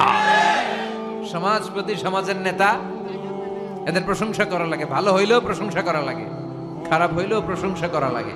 কিন্তু বিষ্ণু বলেন কেউ যদি ফাসিক হয় খবরদার, তার কোনো প্রশংসা করা যাবে না। চিৎকার করে বলেন ঠিক কিনা? এজন্য আল্লাহ বললেন আলহামদুলিল্লাহি রাব্বিল আলামিন, সকল প্রশংসার মালিক হলাম আমি। এই দুনিয়ার বুকে যত ধরনের প্রশংসা হতে পারে, প্রশংসার মালিক কে? আমরা আল্লাহর প্রশংসা করে শেষ করতে পারবো? কথা বলেন। আল্লাহর প্রশংসা যে আমরা করব, কম কম না বেশি বেশি? বিষ্ণু ঈসা ইসলাম মসজিদে নববীতে নামাজের ইমামতি করছেন। আল্লাহু আকবার বলে নামাজ শুরু করলেন, রুকু করলেন, রুকু থেকে দাঁড়িয়ে পড়লেন সামি আল্লাহু লিমান হামিদা। পেছন থেকে সাহাবারা মনে মনে আওয়াজ করে বলল, ফিসফিস করে, রব্বানা ওয়ালাকাল হামদ। এক সাহাবী বলল, হামদান কাসীরান তাইয়িবান মুবারাকান ফি। নামাজ শেষে বিষ্ণুই বললেন, কে পড়েছো হামদান কাসীরান তাইয়িবান মুবারাকান ফি? এটা তো আমি শিখাই নাই, কে পড়েছো? এক সাহাবী বলেন, নবী আমি পড়েছি। কেন পড়েছো? আমি তো এটা শিখাই নাই। কই পাইছো? কই আমি নিজেই বানাইছি। সুবহানাল্লাহ কইবেন না? বিষ্ণুই বললেন, আমি শিখাই নাই, তুমি পাইলা কই? নিজের মন মতো বানালা কেন? সাহাবী বলে, নবী আল্লাহর প্রশংসা কম কম করলে আমার ভালো লাগে না, করতে মনে চাই বেশি বেশি, এজন্য এটা আমি বানাই নিজের আল্লাহর প্রশংসা করছি। বিশ্বনবী খুশি হয়ে গেলেন, বললেন, আরে ভয় পেও না, চিন্তা করো না, আমি নামাজরত অবস্থায় দেখেছি তোমার যে অতিরিক্ত হামদান কাসীরান তাইয়িবান মুবারাকান ফির অতিরিক্ত 4টা তাসবির যে সওয়াবটা, এই 4টা তাসবির সওয়াবটা কে কার আগে এই সওয়াবটা আল্লাহর আরশে পৌঁছে দিবে, এ নিয়ে 30 জনেরও বেশি ফেরেশতা আকাশে প্রতিযোগিতা করছিল। তাহলে আল্লাহর প্রশংসা আমরা করব কম কম না বেশি বেশি? সকল প্রশংসার মালিক কে? আল্লাহ। আল্লাহর সবচেয়ে বেশি প্রশংসা করেছে কে? বিশ্বনবী মুহাম্মদ সাল্লাল্লাহু আলাইহি ওয়াসাল্লাম। এজন্য ওনার নামের ভেতরেও প্রশংসার শব্দ আছে না নাই? আলহামদু এসেছে হা মিম দাল থেকে। বিশ্বনবীর নামের ভেতরে এই হা মিম দাল আছে না নাই? বিশ্বনবীর সবচেয়ে বিখ্যাত নাম হচ্ছে মুহাম্মদ। বিখ্যাত নামটা কি? এর ভেতরে হা মিম দাল আছে না নাই? এরপরে সবচেয়ে বিখ্যাত যে নামটা বিশ্বনবী সেটা হচ্ছে আহমদ। আহমদের ভেতরে হা মিম দাল আছে না নাই? আবার বিশ্বনবী কিয়ামতের দিন জান্নাতীদেরকে নিয়ে যখন জান্নাতের দিকে ছুটে যাবেন, তখন বিশ্বনবীর হাতে একটা পতাকা শোভা পাবে। ওই পতাকার মধ্যে ওই শব্দটা লেখা থাকবে যেই শব্দ দিয়ে আল্লাহ সূরাতুল ফাতিহা শুরু করেছেন। কোন শব্দ দিয়ে আল্লাহ সূরা ফাতিহা শুরু করেছেন? আলহামদু। বিশ্বনবীর এই পতাকার মধ্যে লেখা থাকবে আলহামদু। সুবহানাল্লাহ পড়েন। লিওয়াউল হামদ মানে প্রশংসার পতাকা। কারণ এই নবী দুনিয়ার বুকে সবচাইতে বেশি প্রশংসা করেছে কার? এজন্য এই নবী প্রশংসার পতাকা নিয়ে জান্নাতবাসীদেরকে সাথে নিয়ে জান্নাতের দিকে ছুটে যাবে। এজন্য আল্লাহ ডেকে বলে, গোলাম আমার প্রশংসা